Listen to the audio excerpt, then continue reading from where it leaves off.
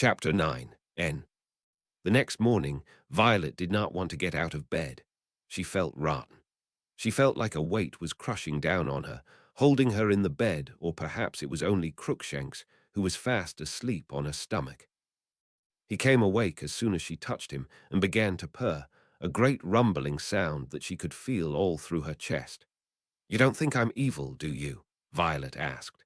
The cat looked back at her with his big yellow eyes and blinked once.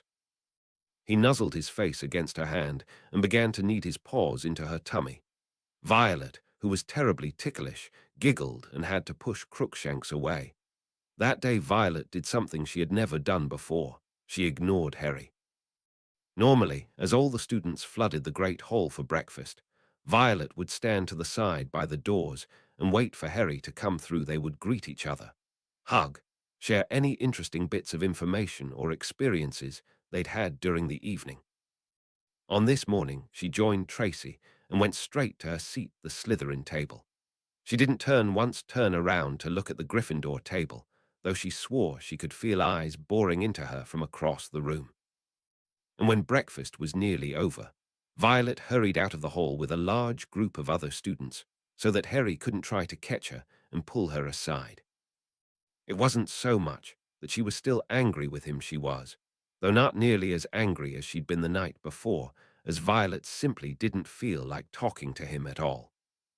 She didn't want to put herself in a position where she might start crying again, especially not so early in the morning with all her classes yet to deal with. And speaking of classes, there was one small hitch in her avoidance plan: potions in the afternoon, shared with the Gryffindors. She and Harry shared a desk. She would have Vito talk to him. As the dreaded period drew closer, Violet became scheming ways to get out of going to class. She could fake a cough or an upset stomach, but that likely wouldn't fool Snape, much less Madame Pomfrey in the infirmary. The most direct method would be to simply not go to class at all and hide out in her dormitory until it was time for dinner. But then she would have to go down the great hall by herself and face everyone at the table, as well as facing Snape's wrath. In the end, Violet lost her nerve and filed into class alongside everyone else. Harry was fidgeting with his quill when she silently sat down beside him, careful to keep to her side of the desk. She kept her eyes fixed on the front of the class, even as he clearly sought to catch her gaze. They were to practice brewing an herbicide potion today, and Violet had her quill at the ready as Snape began his lecture on the subject. A piece of chalk was levitating in front of the blackboard, writing instructions on its own, and the room was silent except for its taps and occasional squeaks and the sound of Snape's voice. Under the desk, Violet felt something nudge her foot. She ignored it, and the next nudge was more forceful and accompanied by an insistent poke on her leg.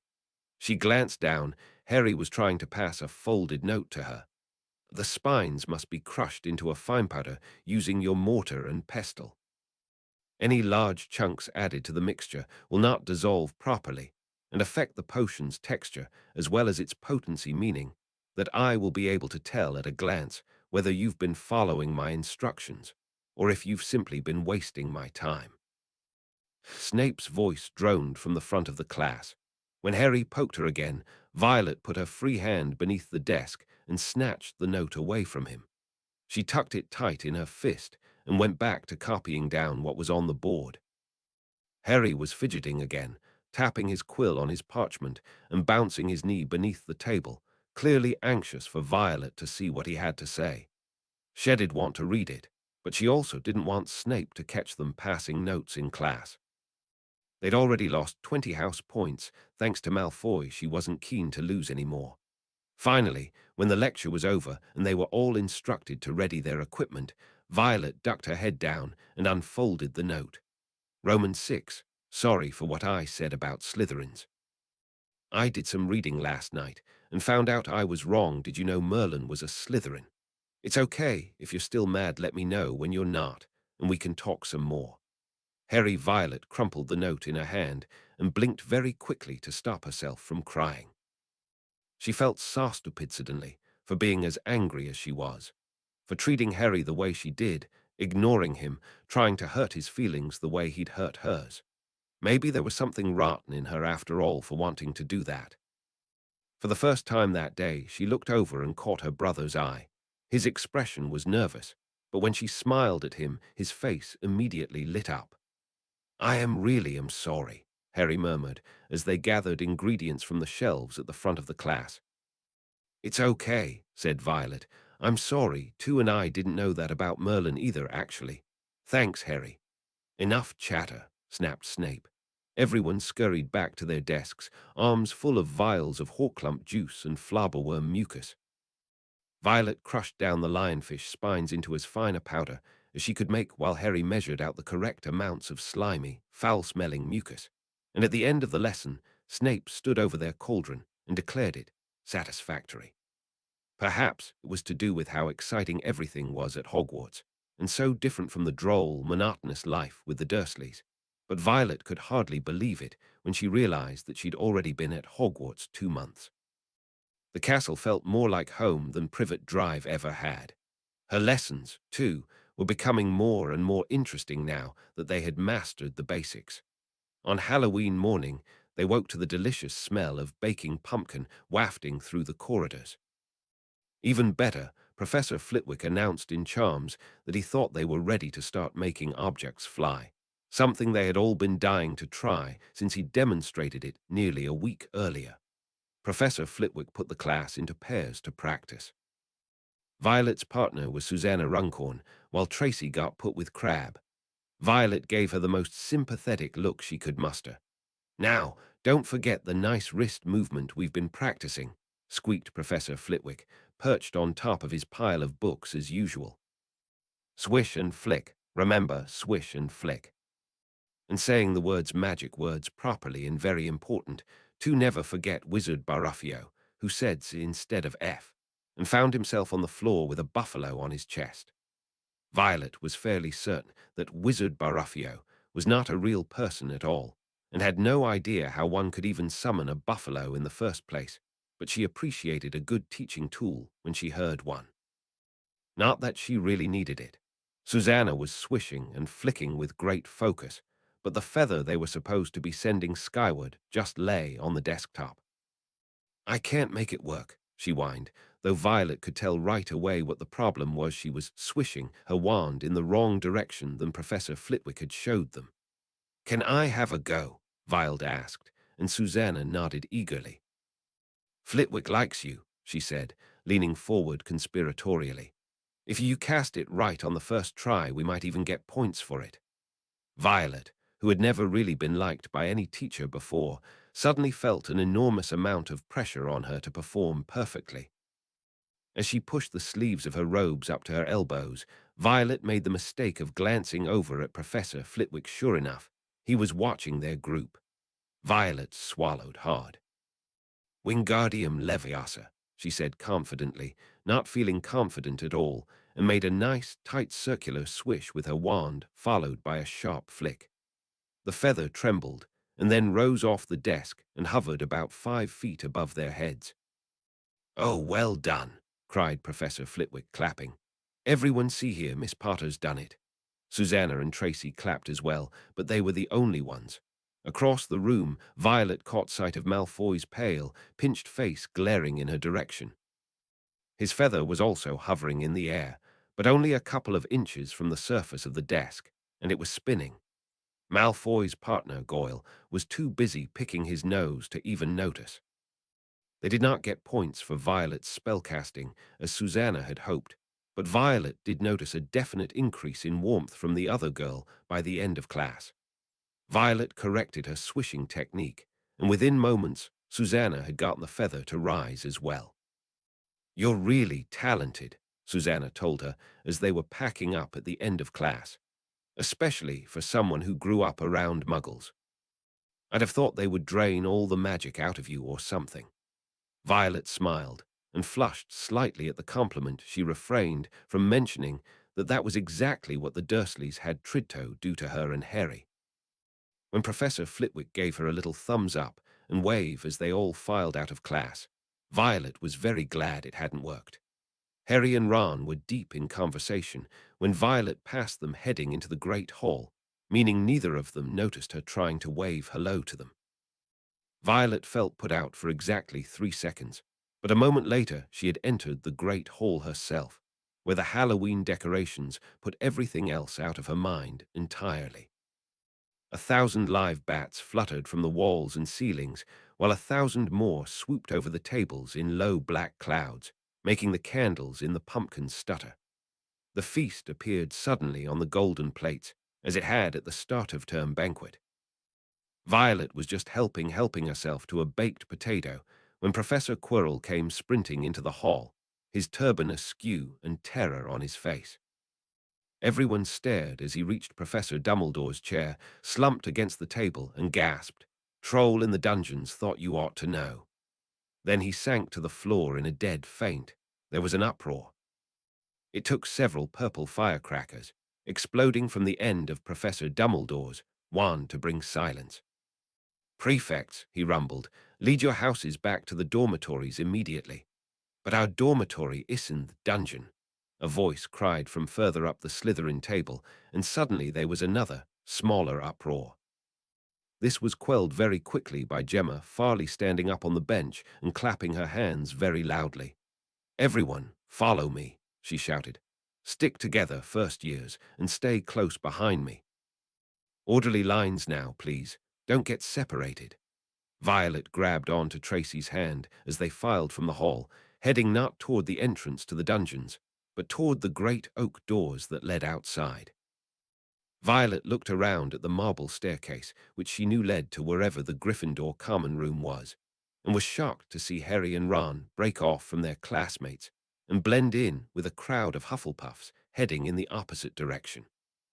She stopped in her tracks and pulled Tracy to a halt with her. "What's wrong?" Tracy asked, but Violet was already trying to pull her back into the entrance hall. "Hey, Violet, we'll get in trouble." "Yeah, you will," said a boy's voice, and Violet felt somebody grab onto the back of her robes. "Where are you off to, then?" She scrambled to free herself and whipped around to find Cassius Warrington looking down at her, an amused expression on his long face. "My brother's trying to go after the troll," she hissed. "I saw him sneak off, and you think you're going after him," Cassius said, his smirk broadening into a full grin. "Come off it, he'll get caught by a prefect or a teacher in no time. Let's get outside with the others." "I have Vito go with him," Violet insisted. She finally wrenched her way out of Cassius' grip and took a few quick steps away from him. "He'll get himself killed. I have to help him." "You'll get yourself killed. Potter, it's a troll, and you're 11. "Then help me, if you know so much about it," she snapped. From the front of the group, Gemma was yelling at a second year to get back in line. Violet looked to Tracy and Cassius pleadingly. "Please, let me at least go follow him and make him come back." Tracy, who had looked very frightened the entire time, shook her head quickly. Cassius rolled his eyes. "Merlin's beard, you're pushy. Fine. Quick now, while Farley's not looking." Violet barely had time to thank him before he was shoving her into a group of passing Ravenclaws. They jumped from house to house as everyone broke off toward their respective common rooms, eventually slipping down a side corridor and hurrying along until they came to a fork. Violet went left. "This isn't the way to the dungeons," Cassius hissed from close behind her. "Your brother's a bit of an idiot if he's looking for the troll here." "Of course he's an idiot, but you don't get to call him that," Violet warned. She stopped for a moment, listening, and heard footsteps coming from what sounded like the corridor up again. She darted off again. "Hold it!" Violet came to a sharp stop as Cassius yanked the back of her robes again. "Look, there may be the troll's been here after all." On the floor of the corridor, crossing ahead of them, were several large, muddy footprints, along with a shallow gouge in the stone, as though something heavy had been scraped across it. Violet had just started toward them when a muffled scream echoed from the direction they'd just come from. "Harry!" Violet called, and sprinted back down the corridor. It took several twists and turns before they could find their way to the source of the screams, which were now joined by other shouts and loud clangs. Violet definitely recognized Harry's voice among them. She was nearly shaking with fear as they finally found the right corridor, with lights streaming out of a single open door. There was a terrible, loud thud, and the floor beneath Violet's feet shook as something heavy crashed onto it nearby. She started toward the door, wand at the ready, but was once again grabbed from behind. This time she couldn't break away from the hold, which was dragging her backwards, and a hand clamped down over her mouth. Cassius pulled her into a dark alcove between a huge vase and the wall and whispered, "Be quiet, or we'll get expelled." Not even a second later, there was another nearby slam, and three tall figures rushed back their hiding spot into the room. After a moment, Violet heard the loud, irate voice of Professor McGonagall echoing down the hall. "Come on, we're going back," Cassius muttered. He started to gently shove Violet back out into the hall. She clawed his hand away from her mouth. "What if he's hurt?" she hissed, but Cassius just shook his head. "Then you can visit him in the hospital wing. That was Snape and McGonagall that just ran past, and I'm not keen on being in detention from now till Christmas. Come in." There was little Violet could do but pout as the older boy took a firm hold of her hand and pulled her along back to the entrance hall. The other Slytherins were inside now, lingering at the top of the stairs for the all clear from a teacher, and the pair of them managed to sneak into the back of the group without getting yelled at. Tracy, who had clearly been waiting for them to return, gasped with delight and threw her arms around Violet. "I thought you'd die," she said tearfully while Violet struggled for air. "I'm so sorry. I should have come with you. I was so scared." "I'm all right," Violet told her, "but I think Harry might be hurt. Warrington made me come back." She threw a glare at him, which he returned, only to sputter in surprise as Tracy threw her arms around him as well. They pulled the three of them together awkwardly and began to scold them. From that moment on, and partially against his will, Cassius Warrington became their friend. Chapter 10. Quidditch. As they entered November, the weather turned very cold. The mountains around the school became icy gray and the lake like chilled steel. Every morning the ground was covered in frost. Hagrid could be seen from the windows of the upstairs classrooms defrosting broomsticks on the Quidditch field, bundled up in a long moleskin overcoat, rabbit fur gloves, and enormous beaver skin boots. The Quidditch season had begun. On Saturday, the first match of the season would be played, Slytherin versus Gryffindor. If Slytherin won, they would keep their first place in the House Championship and maintain their winning streak. Violet knew that her brother would be playing his first game. Hardly anyone had got to see him play, including her, because Wood had apparently decided that Harry was going to be their secret weapon. But the news that he was playing Seeker had leaked out somehow, and Violet found herself battered with questions about his abilities. Just as Wood had feared, she was even approached by Marcus Flint, the Slytherin team captain, outside of class one day. He cornered her and demanded to know everything she knew about Harry's height and weight, his top speed, what kind of broom he'd been given alarmingly. He'd even asked whether or not Harry could see at all without his glasses. Violet was on the verge of tears from his interrogation when Professor McGonagall stepped out of the classroom and saw what was going on. She shooed Flint away and even enlisted the Weasley twins to see Violet safely between classes. She had only specified for the rest of the day, but for the next week leading up to the match, every time Violet stepped out of class, she was immediately flanked by the two red-headed boys, who loudly ordered everyone in the hall to make way for her. At first it was mortifying, but as the days went on and the boys started teasing and talking to her, Violet couldn't wait to get out of her classes and see them. Cassius was a third year, which meant that they didn't share any classes with one another, but during meals and free periods, the three of them were almost always together. Tracy had gone so far as to make them each something she called friendship bracelets, little woven bands of thick, brightly colored thread that she eagerly fastened around each of their wrists one morning. "My aunt taught me how to make them," she explained excitedly, while Cassius and Violet examined their new accessories. "She works at a summer youth group. They showed us how to make lots of stuff there. I wish I could get my hands on some beads." When he wasn't pretending to be annoyed with them, Cassius was a very funny, clever boy who knew a lot about the magical world and was happy to answer Violet and Tracy's questions, no matter how silly. He came from a pureblood family and had just as many questions about Muggle life. He was also very good for keeping people away from Violet. Not everyone, though, only the people that she didn't want to talk to.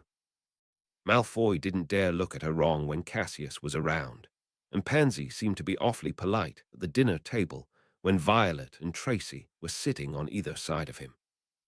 During lunch the day before the first Quidditch match, the girls were digging into their food when Cassius suddenly swooped in between them. "Have you got potions today?" he asked, immediately grabbing a bread roll and stuffing half of it into his mouth. Violet shook her head, and he grunted. "Good, Snape's in a foul mood." "Is he ever not in a foul mood?" asked Tracy. Cassius shoved the rest of the bread roll into his mouth and swallowed it down after a few vigorous chews. "Yeah, but not like this. He's hurt his leg or something. He's doing a rubbish job of hiding the fact that he's limping, and he nearly screamed when Pusey stepped on his foot by accident. Gave him detention with Filch for a week." Violet and Tracy grimaced in sympathy for Pusey. They never did get a chance to see Snape's limp for themselves, as they didn't have his class again until Monday, and he seemed strangely absent from meals that day. But the next morning, instead of Cassius that plopped down beside Violet, it was Harry. "Morning," she said brightly, about to ask how he was feeling before the big game, but stopped when she saw her brother's serious expression. "Snape's up to something," he said quietly, and then, before Violet could ask for clarification, began to tell her about what he'd seen the night before. Apparently he'd gone to the staff room to ask for a book back, and instead found Filch in there helping Snape to bandage his bloody, mangled leg. Most confusingly of all, he seemed to believe that Snape had been bitten by some massive, three-headed dog somewhere in the castle. "Harry," Violet said loudly when her twin showed no signs of slowing down. "What on earth are you talking about?" "The dog in the third-floor corridor," he said, blinking at her. "Didn't I tell you about the dog?" No. I think I would have remembered hearing about a blood-thirsty, three-headed dog living in the castle if you told me about it. But how do I know about it?" "What were you even doing in the third-floor corridor? Dumbledore said anyone who went there could. Harry, please tell me you haven't been running off into trouble again. You know how worried that makes me." "No, I wasn't well, okay, yes, but not that kind of trouble. We were running from Filch and Harry." Violet made her brother sit and tell her all about the dangerous nonsense he'd gotten up to and never bothered to tell her about. Malfoy's trick dueling challenge and running from Peeves, finding the dog, going after the troll on Halloween, and seeing Snape heading for the third floor when all the other teachers were supposed to be in the dungeons, fighting the troll, just him, and Ron by themselves after they'd made Hermione Granger cry. It was a lot. By the time he was through, Violet was furious with him. "You've got to stop doing this," she scolded, and whacked him on the arm for good measure. "If you get hurt or expelled or anything awful happens to you at all, then I'll be stuck here alone. I can't do it, Harry. Promise him you'll be more careful." "But Romans 6, don't you see Snape's trying to get? Promise me." A few heads turned to look at them curiously at the volume of her voice. Violet went pink. She snatched Harry's hand in her own and squeezed hard. "You've got to promise." "Please." Harry opened his mouth once more and then closed it. He looked down at their hands in his lap and sighed. "I promise," he said, and Violet let out a breath. "But you've got to promise me something, to keep an eye on Snape. You're in Slytherin, you can get away with what I can't. And I think he likes you better than me anyways. Just let me know if he does anything funny, all right. Please." Grudgingly, Violet agreed to spy on her head of house for her brother. Not that she expected to see anything suspicious, or whatever Harry was hoping for. Snape was a teacher. He was trustworthy, wasn't he? By 11 o'clock, the whole school seemed to be out in the stands around the Quidditch pitch. Many students had binoculars. The seats might be raised high in the air, but it was still difficult to see what was going on sometimes. Violet and Tracy joined Ron and Hermione and some other Gryffindor boys in the top row. The Gryffindors had really gone all out in their preparation. They were all holding up what appeared to a bed sheet, painted with the word sputter for Prime Minister with a large drawing of a lion underneath. The colors seemed to shimmer and flash as they waved it and hollered in excitement. "Do we have to sither?" Cassius' voice said from behind them. He must have muscled his way through the stands to find them, and was now looking distastefully at the sea of Gryffindor reds and golds around them. "I want to be able to see Harry," Violet told him. "I brought binoculars," Tracy said, holding them up with a metallic grin. Cassius looked between them and sighed heavily, his breath billowing out of him in a great cloud of steam. There was little time for conversation beyond that, because just then the two sets of doors on opposite sides of the pitch opened up, and both house teams walked out onto the field. The crowd went wild with cheers. Violet could see Harry at the back of the Gryffindor team, dressed all in red to contrast the green of the Slytherin. He looked so much smaller than everybody else. The two teams met in the middle of the field, where Madame Hooch was waiting for them, broom in hand. There was a brief exchange of words, a shake of hands between team captains, and then they were all mounting their brooms, and on the signal of Madame Hooch's silver whistle, kicked off the ground and shot into the air. And the quaffle is taken immediately by Angelina Johnson of Gryffindor. What an excellent chaser that girl is, and rather attractive, too. Jordan. Sorry, Professor.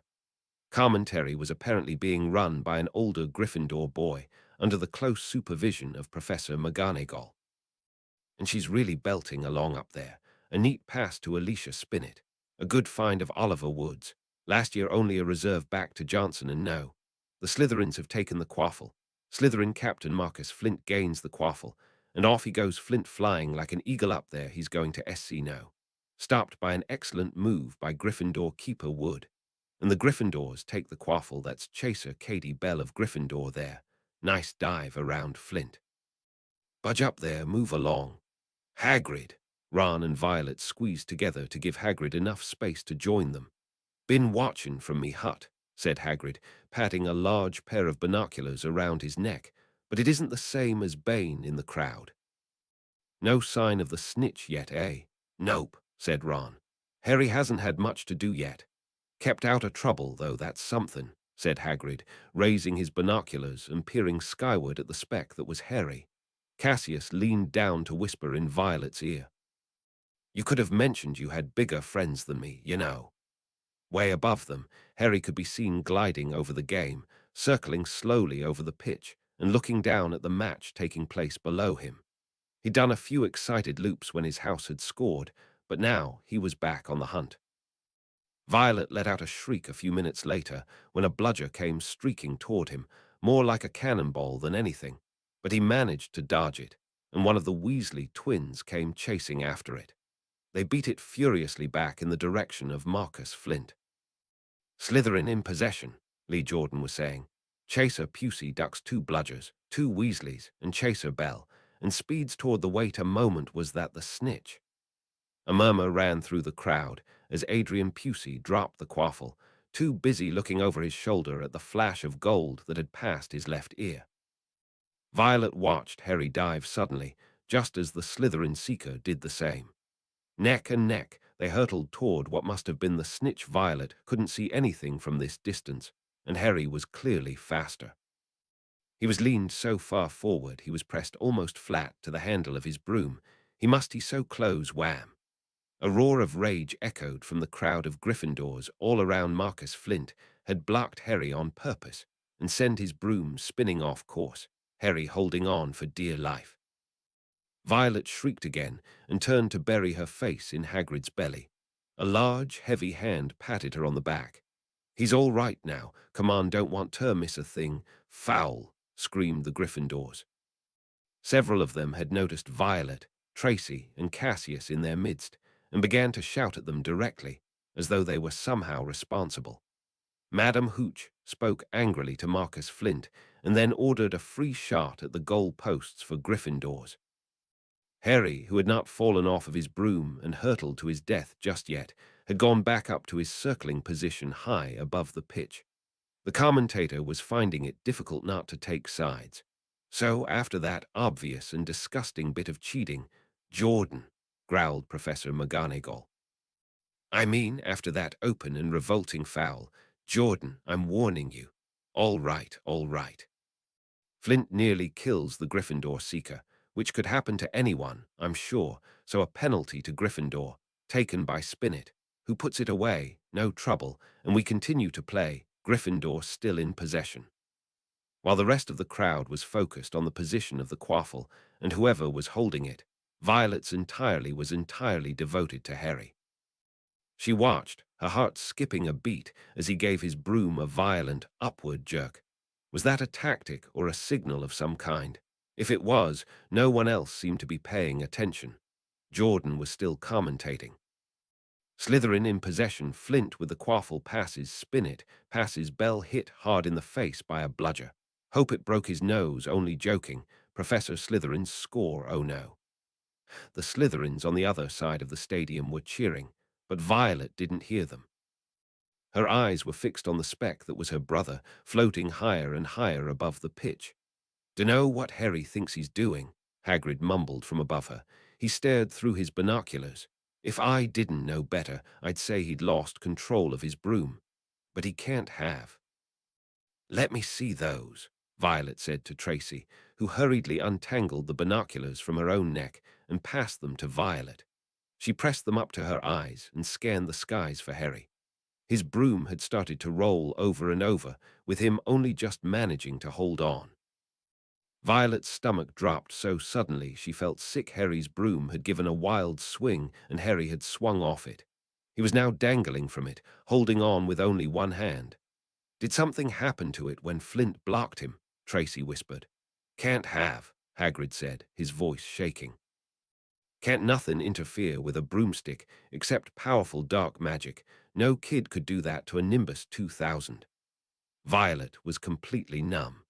She heard a scuffle beside her in the stands, but refused to look away until someone jostled her hard and went running past. "What's going on?" she asked, her voice high and thin with panic. Ron pointed across the crowd. "Look over there at Snape." Violet immediately refocused her attention through the binoculars.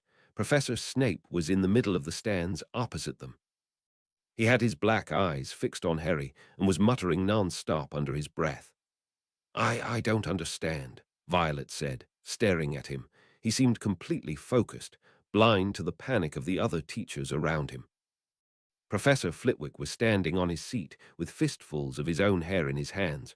Professor Sprout had pulled her hat down over her eyes, and Professor Quirrell also had his eyes fixed on Harry, and his lips were moving ever so slightly, just a few seats behind Snape and the others.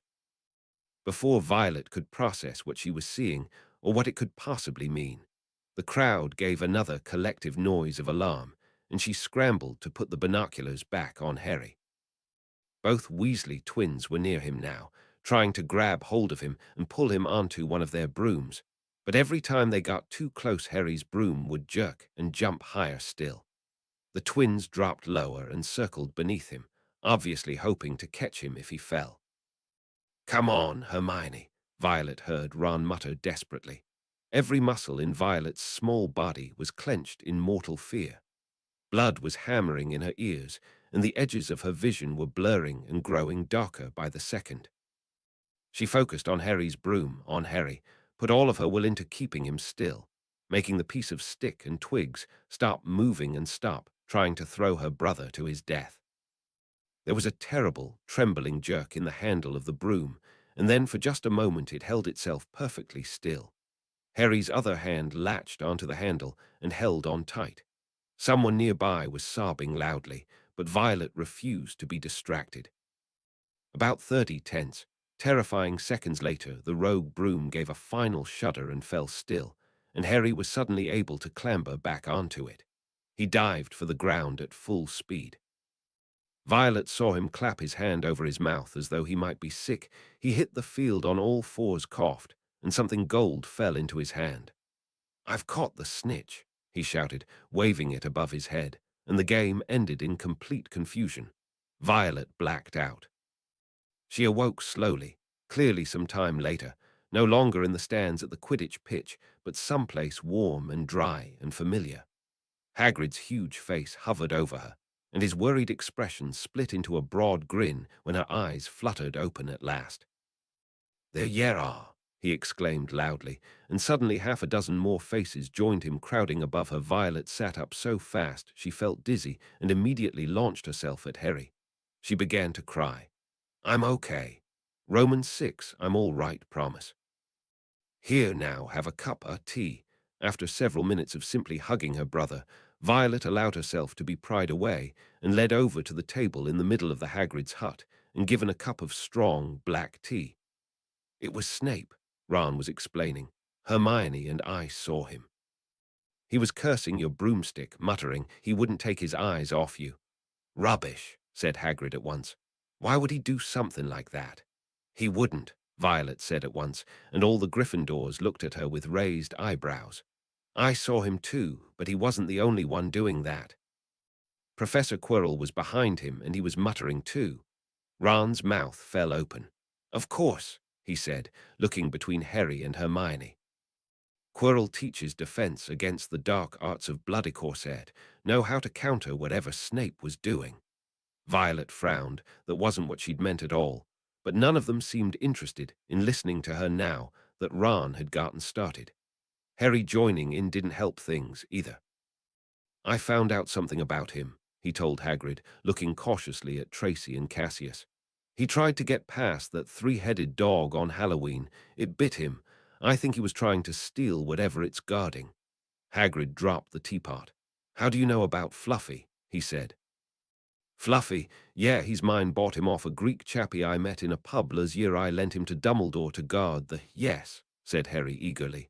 "Now, don't ask me any more," said Hagrid gruffly. "That's top secret. But Snape's going tostilit." "Rubbish," said Hagrid again. "Snape's a Hogwarts teacher. He'd do nothing of the sort." "So why did he just try and kill Harry?" cried Hermione. "He didn't," Violet insisted, and the other girl rounded on her. "I know a jinx when I see one, Violet. I've read all about them. You've got to keep eye contact, and Snape wasn't blinking at all. I saw him." "But so was Quirrell," Violet countered. "I'm telling ye you're wrong," said Hagrid hotly. "I darn know why Harry's broom acted like that, but no teacher at this school would try and kill a student. Now listen to me, all of ye, you're meddling in things that darn concern ye. It's dangerous. You forget that dog, and you forget what it's guarding. That's between Professor Dumbledore and Nicholas Flamel." "Aha," said Harry. "So there's someone called Nicholas Flamel involved, is there?" Hagrid looked furious with himself. Chapter 11. The Mirror of Erist. Christmas was coming. One morning in mid-December, Hogwarts woke to find itself covered in several feet of snow. The lake froze solid, and the Weasley twins were punished for bewitching several snowballs, so that they followed Professor Quirrell around. Bouncing off the back of his turban, Violet had told them about what she'd seen during the Quidditch match, and so far they were the only ones who didn't laugh at her. The few owls that managed to battle their way through the stormy sky to deliver mail had to be nursed back to health by Hagrid before they could fly off again. No one could wait for the holidays to start.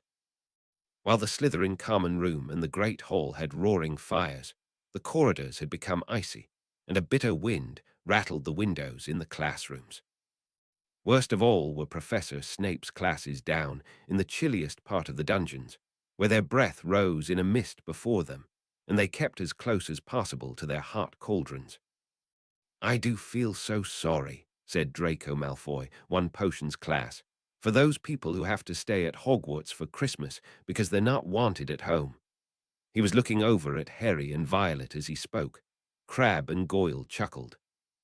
The twins, who were carefully measuring out strips of desiccated bat wing, ignored him. Malfoy had been even more unpleasant than usual since the Quidditch match. Disgusted that the Slytherins had lost, he had tried to get everyone laughing at how a wide-mouthed tree frog would be replacing Harry as Seeker next. Then he'd realized that nobody found this funny, because they were all so impressed at the way Harry had managed to stay on his bucking broomstick. So Malfoy, jealous and angry, had gone back to taunting Harry, and by extension Violet, for having no proper family. It was true that the Potter twins weren't going back to Privet Drive for Christmas. Professor Snape had come around the week before, making a list of students who would be staying for the holidays, and Violet had signed up at once, absolutely certain that Harry would be doing the same. They didn't feel sorry for themselves at all. This would probably be the best Christmas they'd ever had. Cassius would be leaving to go on holiday with his parents in Brazil, but Tracy's father had recommended she stay at school over the break to get the full experience. When they left the dungeons at the end of potions, they found a large fir tree blocking the corridor ahead. Two enormous feet sticking out at the bottom, and a loud puffing sound told them that Hagrid was behind it. "Hi, Hagrid, want any help?" Ron asked, sticking his head through the branches. "Nah, I'm all right, thanks, Ron." "Would you mind moving out of the way?" came Malfoy's cold drawl from behind them. "Are you trying to earn some extra money, Weasley? Hoping to be gamekeeper yourself when you leave Hogwarts? I suppose that hut of Hagrid's must seem like a palace compared to what your family's used to." Ron dived at Malfoy just as Snape came up the stairs. "Weasley!" Ron let go of the front of Malfoy's robes. "He was provoked, Professor Snape," said Hagrid, sticking his huge hairy face out from behind the tree. "Malfoy was insulting his family." "Be that as it may, fighting is against Hogwarts rules, Hagrid," said Snape silkily. 5 points from Gryffindor, Weasley, and be grateful it isn't more. Move along, all of you." Malfoy, Crabbe, and Goyle pushed roughly past the tree, scattering needles everywhere and smirking. "I'll get him," said Ron, grinding his teeth at Malfoy's back. "One of these days I'll get him. I hate them both," said Harry, Malfoy and Snape. "Will you leave Professor Snape alone?" Violet said, irritated. Harry and his friends hadn't let up on the idea that what happened to his broom was Snape's fault, no matter what Violet tried to tell them she saw.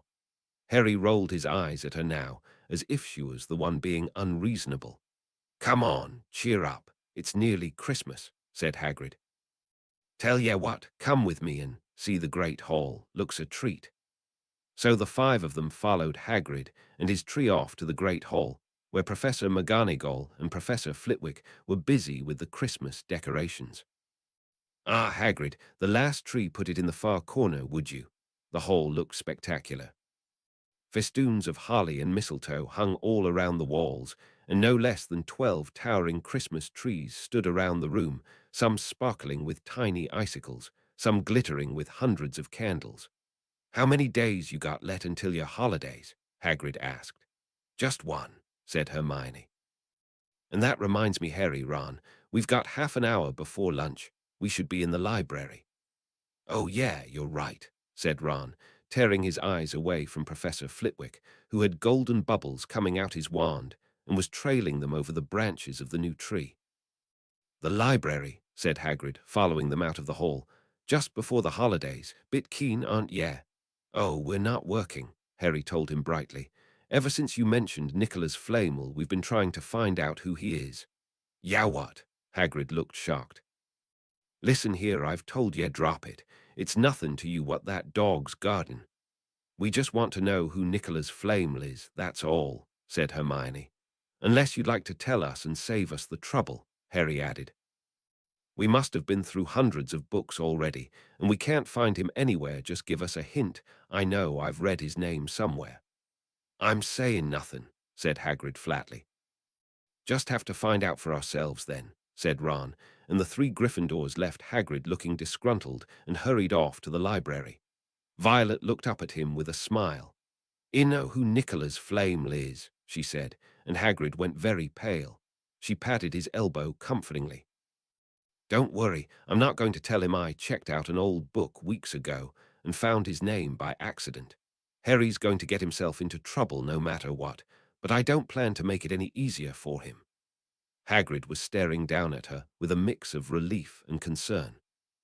"Crikey," he finally muttered. "No wonder they put ye in Slytherin." Once the holidays had started, Violet and Tracy were having too good a time to think much about Flamel or whatever it was that Harry was up to. They had the dormitory entirely to themselves, and the common room was far emptier than usual, so they were able to get the good armchairs by the fire. They sat by the hour eating anything they could spear on a toasting fork bread, English muffins, marshmallows, and plotting ways of getting Malfoy expelled, which were fun to talk about even if they wouldn't work. Tracy made it her mission to learn everything she could about Quidditch and enlisted Violet to help her research the sport. They spent hours spread out on their beds, poring over old news clippings and books about famous Quidditch teams and players and maneuvers. Personally, Violet didn't find Quidditch all that interesting, but all the research did help her understand more of what was happening during Harry's Quidditch games. On Christmas Eve, Violet went to bed looking forward to the next day for the food and the fun, but not expecting any presents at all. When she woke early in the morning, however, the first thing she saw was a small pile of packages at the foot of her bed. "Merry Christmas," said Tracy brightly, already sitting up and in her bathrobe. "You too," said Violet, scrambling out of bed. "Will you look at this? I've got some presents." "Well, of course I have," said Tracy, hopping out of her bed to come sit on Violet's. "Go on then, open them all up." Violet picked up the top parcel. It was wrapped in thick brown paper, and scrawled across it was to Violet, from Hagrid. Inside was a roughly carved but brightly polished pendant that looked like it might be made of bone, attached to a sturdy leather cord. Hagrid had obviously made it himself. Violet immediately slipped it over her head and affixed it around her neck. A second, even smaller parcel contained a note. "We received your message and enclose your Christmas presents. From Uncle Vernon and Aunt Petunia." Taped to the note was 50p piece. "That's friendly," said Violet. "Do you want to keep this?" Tracy asked, reading over the note. Violet shook her head. "Oh, good." She tore the letter into pieces, which she then chucked into the fire. She came and sat back down, smiling. "Thanks," Violet said, slightly flushed. "Hagrid and my aunt and uncle so who sent these." "Well, this one's from me," Tracy said, grabbing a very neatly wrapped parcel and dropped it into Violet's lap. It was a small, heavy bottle of layered, rainbow-colored sand that formed pretty waves and shimmered slightly when held up to the light. "It's not much," Tracy said, sounding apologetic. "I wanted you to have a little decoration. Since you couldn't bring anything from home." Violet fairly threw herself at Tracy and hugged her until her arms hurt. "I love it," she said sincerely. "Here, hold on a moment." She got up and ducked down to the floor, pulling out a not-so-neatly wrapped present out from under her bed and handing it over to Tracy. It was a small bag of multicolored glass beads, which Violet had traded a Hufflepuff fifth year the last piece of treacle tart for. Tracy beamed from ear to ear, but there were two packages left at the foot of her bed, and Violet had no idea who they could be from. The cards left with them were no help at all. Neither of them were signed, and both of them were cryptic. The first was written in a narrow, looping script that she'd never seen before and said, "I once gave this to your mother. It was returned to me shortly after her death. Now, I believe that it should go to you. Use it well. A very Merry Christmas to you." Violet stared at the note and read it several times. Something that belonged to her mother. Violet didn't know hardly anything about her mother, other than what little she'd been able to pry out of Aunt Petunia and what Hagrid had told her before coming to school. She eagerly tore into the package, which contained another small, sealed wooden box within it. She opened that and gasped. A silver ring gleamed back at her, set with three small, milky white, completely round stones. "Ooh, that's pretty," Tracy said. "Who's it from?" "I don't know. They say it was my mother's." Very carefully, Violet took the ring out of its box and slipped it onto her finger. Tracy let out a small scream. "Violet, oh my God, are you all right?" "Yes," said Violet, only her voice didn't come out right. It sounded thin and distant, like she was whispering from behind a closed door. She looked down at the ring on her hand and very nearly screamed herself. She could see straight through her hand to the bed beneath it. Frantically, they pulled the ring off of her finger. Her hand immediately solidified again, as did the rest of her body. Tracy's mouth was hanging open. "Put it back on," she urged. and Violet complied. Sure enough, her hands and arms at once became shimmery and see-through, though not quite invisible. She almost looked like one of the Hogwarts ghosts. "Do you feel any different?" Tracy asked, and Violet shook her head again.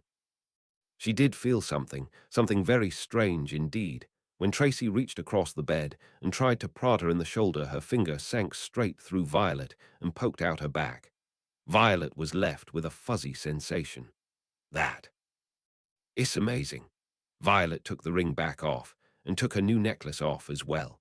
She untied the leather cord, slipped it through the strange silver ring, then fastened the whole thing back around her neck. "I can't deal with that right now," she told a bewildered Tracy, "but I don't want to lose it. I'll get back to it later, but right now I can't. That's too much." Heart-hammering, Violet turned her attention to the last and the largest of the presents left for her. It was heavy and rectangular, and when Violet tore open the simple wrapping paper, she found a stack of 3 very battered, very worn schoolbooks. They were all for subjects that Violet had never even heard of before: numerology and grammaticon Spellman's, syllabary and confronting the faceless. They all looked rather advanced for first-year studies, but when Violet opened the first cover, her heart skipped a beat. Printed neatly on the first page, on the line labeled "Property of," was a name: Lily Evans. Violet quickly flipped open the other 2 books, only to find the same name staring back at her. Lily Evans. Lily. That was her mother's name. And of course her mother hadn't always been Lily Potter. Could these books have belonged to her as well? The note that came with this present was in completely different handwriting. It was stiff and blocky, and Violet didn't recognize it either. "When your mother left school, she was kind enough to donate her books to students who may be unable to otherwise acquire them. I took the liberty of saving them. Perhaps it is time they went to someone who might appreciate their true value, as I have." There was no signature on this one either, and this time not even a send-off. Violet flipped it over to the back, hoping there might be some clue there, but it was completely blank. Nothing. It wasn't until Violet cracked open Spellman's syllabarito, a random page, that she understood what the sender must have meant by true value. In the margins of nearly every page were small notes scribbled in a neat, compact hand that matched the signature at the front of the book. Questions, underlines, commentary, even a few corrections, where whole sentences had been scratched out and replaced with other information. The book itself was filled with strange symbols and diagrams that went way over Violet's head, but that wasn't what interested her at all. It was her mother's words that captured her attention and held it well into the day. Violet curled back up in her bed and arranged the 3 books around her and stayed there until the sun went down. "There you are." Violet had just emerged from the dungeons into the entrance hall and had barely just looked up at the sound of footsteps running toward her before she was nearly bowled over by the force of Harry knocking into her with a great Christmas hug. "I've been looking all over for you," Harry said, and shoved a large, squashy package into her hands. "Here, it's from Ron's mum." Violet, flushing, nervously tore open the package. Inside was a hand-knit sweater in emerald green with a large grey V emblazoned on the front. Violet held it out and stared at it and realized that Harry was wearing an identical sweater, only with an H on the front of his. She hurriedly pulled it over her head, delighted by how warm and soft it was. "Thanks," she told Ron, blushing. He was also wearing a sweater of his own. "I've got something to show you," Harry said suddenly, but looked uncertainly at Tracy. "I've got something to show you, too," Violet told him, "but not out here." The 4 of them scurried off in search of an empty room where they wouldn't be bothered, and eventually shut themselves inside of an empty classroom. Violet noticed now that Harry had some sort of bundle tucked under his arm. As soon as the door was locked behind them, he unfurled it to reveal something fluid and silvery grey. "Watch this," he said excitedly, and threw the thing over his shoulders. Violet let out a gasp. Harry's body had completely vanished from view. Only his head, with his little grinning face, remained visible, hovering in the air over where his shoulders ought to be. Violet immediately reached out for him, Her hand pressed solidly against his chest. "That's brilliant," she said quietly. Suddenly, Tracy grabbed hold of her arm and shook her. "Show them yours," she said eagerly. "You got one to," Ron said, sounding shocked, but Violet shook her head. "It's not the same," she told him, pulling her necklace over her head and struggling to unfasten it. "Give me a second, all right, look." Violet slipped the strange ring over her middle finger, and both Ron and Harry gave a shout of alarm. "Bloody hell. You look like Aghost." "She can walk through walls," Tracy blurted, and everyone turned to look at her, especially Violet. Tracy shrugged. "Well, you can probably walk through walls. I put my hand through you earlier, didn't I?" Ron immediately stepped forward and put his fist straight through Violet's belly. He screamed and pulled back. "I just like a ghost, all cold and everything. Whoa, that's weird."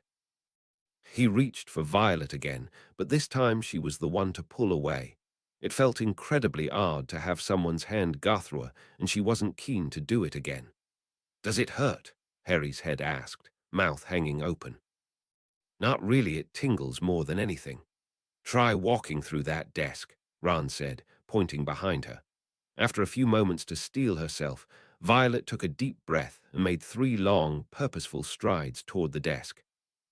Just like passing from platform 9 to platform 9 3/4, her body moved smoothly through what should have been a solid object and passed cleanly out the other side. When she turned back around to face them, triumphant, Tracy began clapping. Ron's eyes were nearly bugging out of his head. "Blimey, you two are lucky." "That's not all I got, though," Violet said, and told Harry about the 3 books that had been left to her and what was inside of them. They compared the notes that had come with their presents. The cloak and ring were clearly from the same person, but nobody could say who the books had come from. "I can show them to you later tonight," Violet told her brother's head. "It'll be a lot easier to sneak out of the common room with these. We can meet up back here. Maybe we can even go exploring." Harry's eyebrows shot up. "Ya want to go exploring?" he said, a teasing smile tugging at the corners of his mouth. "But, Violet, isn't that dangerous?" Violet gave him a whack on his invisible shoulder. They put their special presents away before leaving the classroom, heading back in the direction of the delicious smells wafting from the great hall. Never in all their lives had the twins had such a Christmas dinner. 100 fat roast turkeys, mountains of roast and boiled potatoes, platters of chipolatas, tureens of buttered peas, silver boats of thick, rich gravy and cranberry sauce, and stacks of wizard crackers every few feet along the table. These fantastic party favors were nothing like the feeble muggle ones the Dursleys usually bought, with their little plastic toys and their paper hats inside. Violet pulled a wizard cracker with Tracy, and it didn't just bang. It went off with a blast like a cannon and engulfed them all in a cloud of blue smoke, while from inside exploded a rear admiral's hat and several live white mice. Up at the high table, Dumbledore had swapped his pointy wizard's hat for a flowered bonnet and was chuckling merrily at a joke Professor Flitwick had just read him. Flaming Christmas puddings followed the turkey. Gemma Farley nearly broke a tooth on a silver sickle embedded in her bite. Violet watched Hagrid getting redder and redder in the face as he called for more wine, finally kissing Professor McGonagall on the cheek, who, to Violet's amazement, giggled and blushed, her top hat lopsided. When Violet finally left the table, she was laden down with a stack of things out of the crackers, including a pack of non-explodable, luminous balloons, a grow-your-own-warts kit, and her very own tiny, flying broomstick. The white mice had disappeared, and Violet had a nasty feeling they were going to end up as Mrs. Norris's Christmas dinner. Violet and Tracy joined Harry and the Weasleys in a furious snowball fight on the grounds for the rest of the afternoon.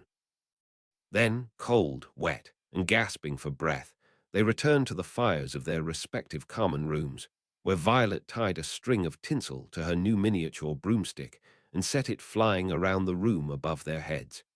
It had been Violet's best Christmas day ever. She was warm in her new Weasley sweater, full from a fantastic dinner, and overwhelmed with the amount of kindness she'd received that day. She leaned back in her bed, staring happily up at the underside of the canopy, and suddenly remembered that she had somewhere she was supposed to be. Silently, Violet swung her legs out of bed and pulled her socks and slippers back on. She grabbed one of the books that had belonged to her mother. It would have been too heavy, trying to carry all three, and made her way into the common room. There was a figure bunched up on the sofa, but they appeared to be sound asleep in front of the dying fire. Violet took off her necklace once more and slipped the silver ring onto her finger. The solid door of the common room stood in front of her, closed and tightly sealed. Violet took a deep breath, held it, and walked right throughout into the corridor. She came out the other side with a gasp. It was such a strange feeling, like being doused in a shower of cold water, only remaining completely dry. Her entire body tingled, and when she looked down at her hands, it took a moment for them to come into focus.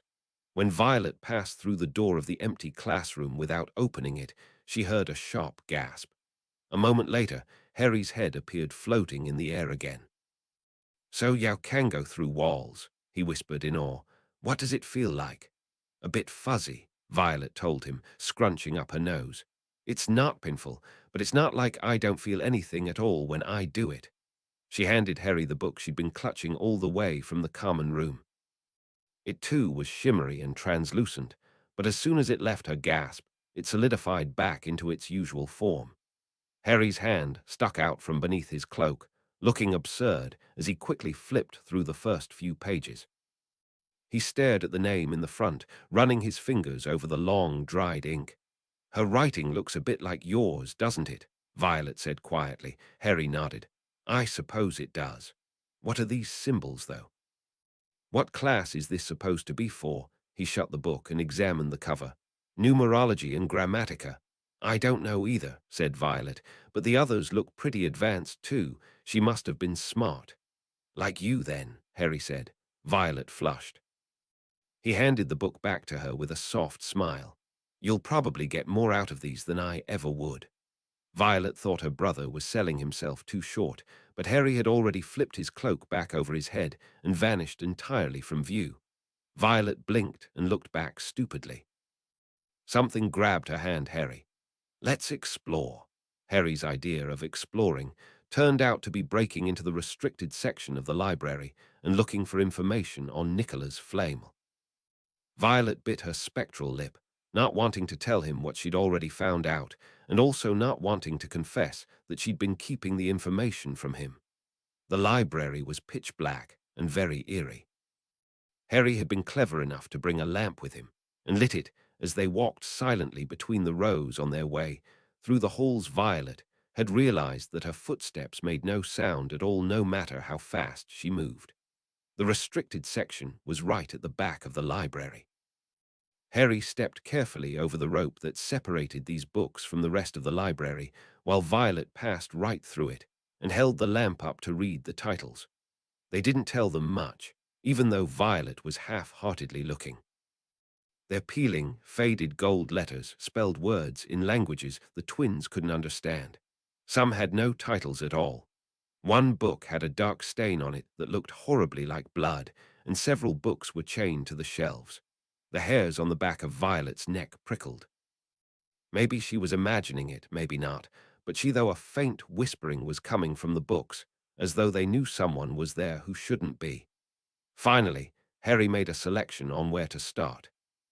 Setting the lap down carefully on the floor, he grabbed a large black and silver volume and pulled it down with some difficulty, as it looked very heavy, and balancing it on his knee, let it fall open. A piercing, blood-curdling shriek split the silence the book was screaming. Violet clapped her hands over her ears, and Harry snapped the book shut. But the shriek went on and on and on, one high, unbroken, ear-splitting note. Harry stumbled backward and knocked over their lamp, which went out at once. Panicking, and because they heard footsteps coming down the corridor outside, the twins stuffed the shrieking book back on the shelf and ran for it. Violet dashed blindly through rows of bookshelves, catching glimpses of a figure as she passed through layers of wood and leather and bound paper, until she finally came to a halt back out in the corridor, feeling very dizzy and disoriented. Something grabbed hold of her wrist and pulled. "Come on," said Harry's voice. Violet went. They sprinted together down the corridor, so panicked that they weren't paying attention to where they were going. Perhaps because it was dark, Violet didn't recognize where they were at all. They came to a sudden halt in front, a suit of armor, and she knew there was one like it near the kitchens, but they must be 5 floors above there. "You asked me to come directly to you, Professor, if anyone was wandering around at night, and somebody's been in the library restricted section." Violet felt the blood drain out of her face. Whenever they were, Filch must know a shortcut, because his soft, greasy voice was getting nearer, and to their horror it was Snape who replied, "The restricted section." "Well, they can't be far. We'll catch them." Violet heard a rustling, and suddenly something sheer and silky was thrown over her head. Harry had pulled her under the cloak with him, and the pair of them stood rooted to the spot as Filch and Snape came around the corner ahead. They couldn't see the twins, of course, but it was a narrow corridor, and if they came much nearer they'd knock right into Harry. They might pass through Violet, but the cloak didn't stop him from being solid. Moving as one, the twins backed away as quietly as possible. A door stood ajar to their left. It was their only hope. They squeezed through it, holding their breath, and to their relief managed to get inside without either adult noticing. Filch and Snape walked straight past, and the twins leaned against the wall, breathing deeply, listening to their footsteps dying away. That had been close, very close. It was a few seconds before the pair of them noticed anything about the room they had hidden in. It looked like another classroom, not just empty this time, but unused. The dark shapes of desks and chairs were piled against the walls, and there was an upturned wastepaper basket, but propped against the wall, facing them, was something that didn't look as if it belonged there, something that looked as if someone had just put there to keep it out of the way. It was a magnificent mirror, as high as the ceiling, with an ornate gold frame standing on 2 clawed feet. There was an inscription carved around the top, "Erest stra eru oit, ube cafri oit on wosi." Violet stepped out from beneath the invisibility cloak and took the ring off of her finger. Her body felt very wobbly and would have really liked to sit down, but all the chairs were put away.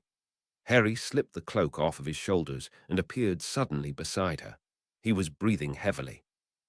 "What's this doing here?" he asked, walking up to the mirror as Violet tried to steady herself against the wall. Suddenly, Harry gasped. "What?" she asked, watching him spin in place, looking between himself and the mirror. "Harry, are you all right?" Harry wasn't answering her. He was staring straight into the mirror now, his hands waving in the air around him as though he was feeling for something that wasn't there. Violet, now very concerned, pushed herself upright and padded across the floor to stand beside her brother. Suddenly, she understood his behavior. The pair of them were not alone in the mirror. Reflected behind them were at least 10 others, men and women, all of them smiling and a few waving happily. Violet whipped around. The room behind them was empty, but when she turned back to the mirror, everyone was still there. "Do you see them?" Harry asked, dropping his hands to his sides. Violet nodded numbly. There was a young woman standing right behind Harry, smiling and waving. She was a very pretty woman. She had dark red hair, and her eyes are just like mine, Violet thought with a start. Harry was already taking another step toward the mirror, hand outstretched, and she had no choice but to follow him. Bright green, exactly the same shape. Then she noticed that the woman was crying, smiling, but crying at the same time. The tall, thin, black-haired man standing next to her, right behind Violet, put his arm around her. He wore glasses, and his hair was very untidy. It stuck up at the back, just as Harry's did. His smile was very kind, and he too was crying. The twins were so close to the mirror now that their noses were nearly touching that of their reflections. "Mum," Harry whispered. "Dad." The man and woman just looked at them, smiling.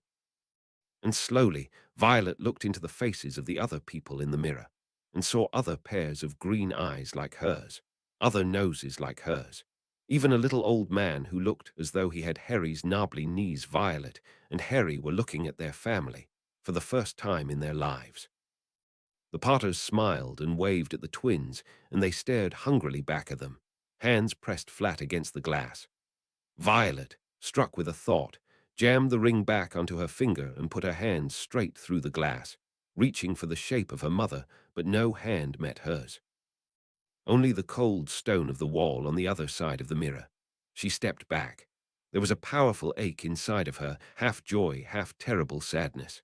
How long the twins stood there, they didn't know. The reflection did not face, and they looked and looked until a distant noise brought them back to their senses. They couldn't stay there. They had to find their way back to their beds. Violet tore her eyes away from her mother's face and grabbed hold of Harry's hand. "We'll come back," she whispered to the images of her parents and hurried from the room. The next night, Violet was already seated in front of the mirror when an invisible Harry pushed his way through the door and dropped the cloak, revealing Ron beneath it as well. Violet got to her feet at once. "You told him?" she asked incredulously. She hadn't said a word to Tracy about her and Harry's adventure the night before and had absolutely no plans to. This was supposed to be their secret.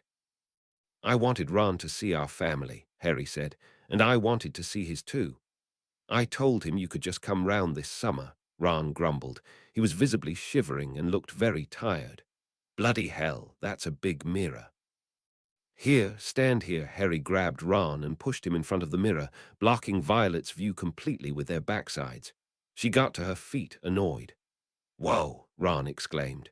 "Can you see them?" Violet asked, coming to stand beside them.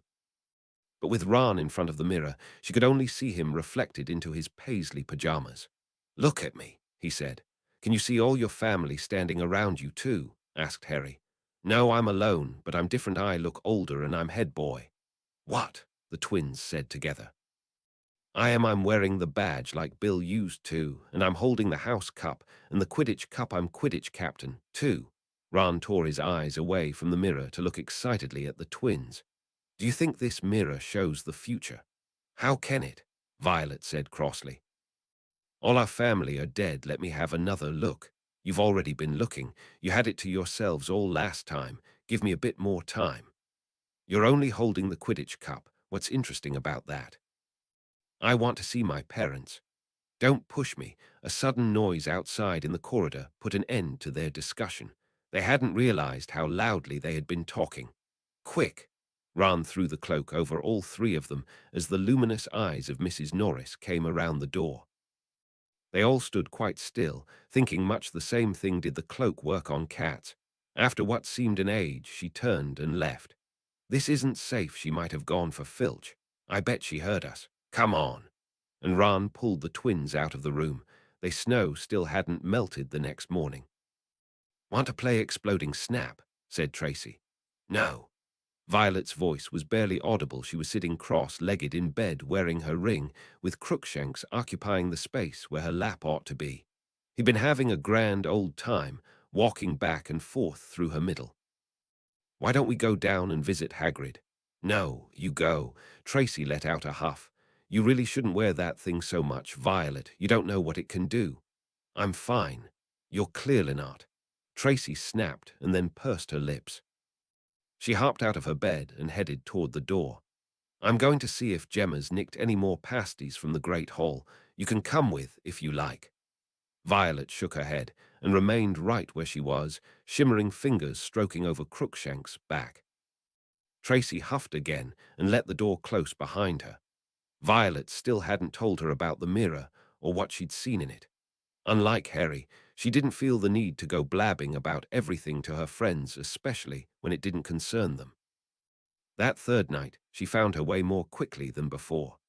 She glided through the halls without a sound, ducking into walls and through statues whenever she heard the slightest hint of a noise nearby. And there were her mother and father smiling at her again, and one of her grandmothers was nodding happily. Violet sat down on the floor in front of the mirror. She was there, just looking, for nearly an hour before Harry joined her. She put out her hand and he took it, and they leaned against one another's shoulders. There was nothing to stop them from staying here all night with their family, nothing at all. Except so back again, children, Violet felt, as though her insides had turned to ice. The twins looked behind them. Sitting on one of the desks by the wall was none other than Albus Dumbledore. He must have been there for ages. Harry must have walked right past him when he came in. We didn't see you, sir." "Strange how nearsighted being invisible can make you," said Dumbledore, and the twins were relieved to see that he was smiling. "So," said Dumbledore, slipping off the desk to sit on the floor beside them, "you, like hundreds before you, have discovered the delights of the Mirror of Erest." "We didn't know that's what it was called, sir," Violet said quietly. "But I expect you've realized by now what it does. It shows us our family, and it showed Mr. Weasley himself as head boy. How did you know? I don't need a cloak or a ring to become invisible," said Dumbledore gently. "Now, can you think what the mirror or Erest shows us all?" Harry and Violet shook their heads. "Let me explain. The happiest man on earth would be able to use the mirror of Erest like a normal mirror. That is, he would look into it and see himself exactly as he is." "Does that help?" Violet thought. Then she said slowly, "It shows us what we want, whatever we want." "Yes and no," said Dumbledore quietly. "It shows us nothing more or less than the deepest, more desperate desire of our hearts. You too, who have never known your family, see them standing around you. Ronald Weasley, who has always been overshadowed by his brothers, sees himself standing alone, the best of them all. However, this mirror will give us neither knowledge nor truth. Men have wasted away before it, entranced by what they have seen, or been driven mad, not knowing if what it shows is real or even possible. The mirror will be moved to a new home tomorrow, children, and I ask you not to go looking for it again. If you ever do run across it, you will now be prepared. It does not do to dwell on dreams and forget to live, remember that. Now, why don't you put on those admirable accessories of yours and get off back to bed?" Harry stood up. "Sir Professor Dumbledore, can I ask you something?" "Obviously, you've just done so," Dumbledore smiled. "You may ask me one more thing, however. What do you see when you look in the mirror?" I see myself holding a pair of thick woolen socks. One can never have enough socks. Another Christmas has come and gone, and I didn't get a single pair. People will insist on giving me books." Even as Dumbledore pushed himself to his feet, Violet remained seated on the floor. She stared up at him. "I've never seen my mother before," she whispered, and realized that she was crying. "If I leave now, I'll never see her again, will I?" Dumbledore's bright blue eyes looked into hers, filled with an emotion that Violet could not begin to describe. He extended a spindly, weathered hand toward her, and Violet took it with her own small, shaking hand. Dumbledore pulled her effortlessly to her feet. It was only when she was back in bed that it struck Violet that Dumbledore might not have been quite truthful about what he'd seen in the mirror. Perhaps, for a man that old and powerful and wise, he would understand better than anyone the amount of strength it took for her to get up and make herself walk away. Chapter 12. Sneaking Suspicions. Dumbledore had convinced the twins not to go looking for the Mirror of Erest again, and for the rest of the Christmas holidays, the ghost ring stayed affixed to its cord and tucked safely under Violet's shirt. Violet wished she could forget what she'd seen in the mirror as easily, but she couldn't. She'd started having nightmares. Over and over, she dreamed about her parents disappearing in a flash of green light, while a high voice cackled with laughter. It wasn't until Cassius returned the day before term that Violet finally broke down, gathered him and Tracy together, and told them everything that had happened. "I would have come with you," Tracy said quietly, looking hurt, but Cassius just shook his head. "Nah, it's best that you didn't. And it's best you forget about it, too, Violet. We've been studying magical artifacts in defense against the dark arts. Before break something like that must be powerful and ancient. You're lucky that nightmares are the worst you've gotten out of it." The one good thing about their adventures with the Mirror of Erest was that Harry seemed to have given up of trying to find out who Nicola's flame was.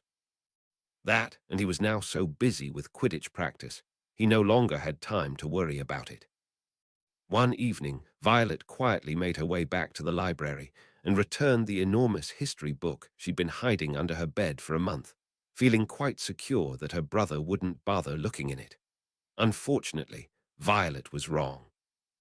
"We found him," Harry exclaimed, throwing himself down beside her at the breakfast table. He thrust something into her hand. "Nicola's Flamel, Roman 6, we found him." Violet stared down at the chocolate frog card, bearing Dumbledore's likeness, the same one that they had gotten on the Hogwarts Express, with the name Nicola's Flamel right there in the description.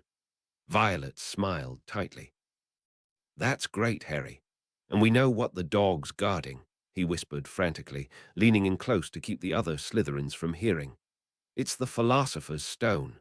Now Violet's heart truly sank. She'd been too careless they'd found the book after all. "Do you really think Dumbledore would keep something like that in the school?" she asked, hoping to yet deter him, but Harry just looked at her with a reproachful expression. "Hagrid told us that Hogwarts is one of the safest places in the world, and it must be safer than Gringotts, since someone really did try to break in to get to the stone." "So you think Snape broke into Gringotts?" Violet asked skeptically, and Harry at least had the sense to draw up short at that one. "Well, maybe he's working with someone else, or maybe you're wrong about him." "How can you say that? He's evil, and he's up to something, I just know it." Violet shoved her half-empty plate away from her and stood up. She grabbed her books and threw a glare at her brother. "The only one who's up to something is you, Harry. Maybe you should learn to leave things well enough alone." And then she stalked off toward her next class, leaving Harry sitting at the Slytherin table all by himself. While Harry was content to throw himself into any ridiculous conspiracy that he and his friends could come up with, Violet threw herself into her schoolwork. Professor Flitwick had loudly proclaimed her to a charms prodigy, while learning to cast the softening charm. Violet was successful on only her second try, and managed to make the vase they were practicing on so springy that it bounced all the way to the ceiling, and took 3 other students to help catch it. She'd managed to finish all the reading that McGonagall required before they could begin learning a new incantation, and got full marks on her written summary.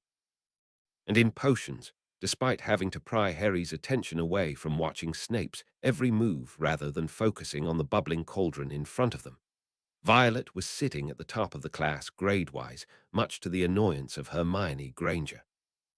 There had been several remarks comparing her to Hermione, and Violet didn't care for it at all. She didn't want compared to someone else. She wanted to stand out on her own merit. It was bad enough that Hermione was just as smart as her. Maybe even smarter, but Violet wouldn't allow herself to entertain that thought for long. She could only hope that some of that smarts rubbed off on Harry. Heavens knew he could use it.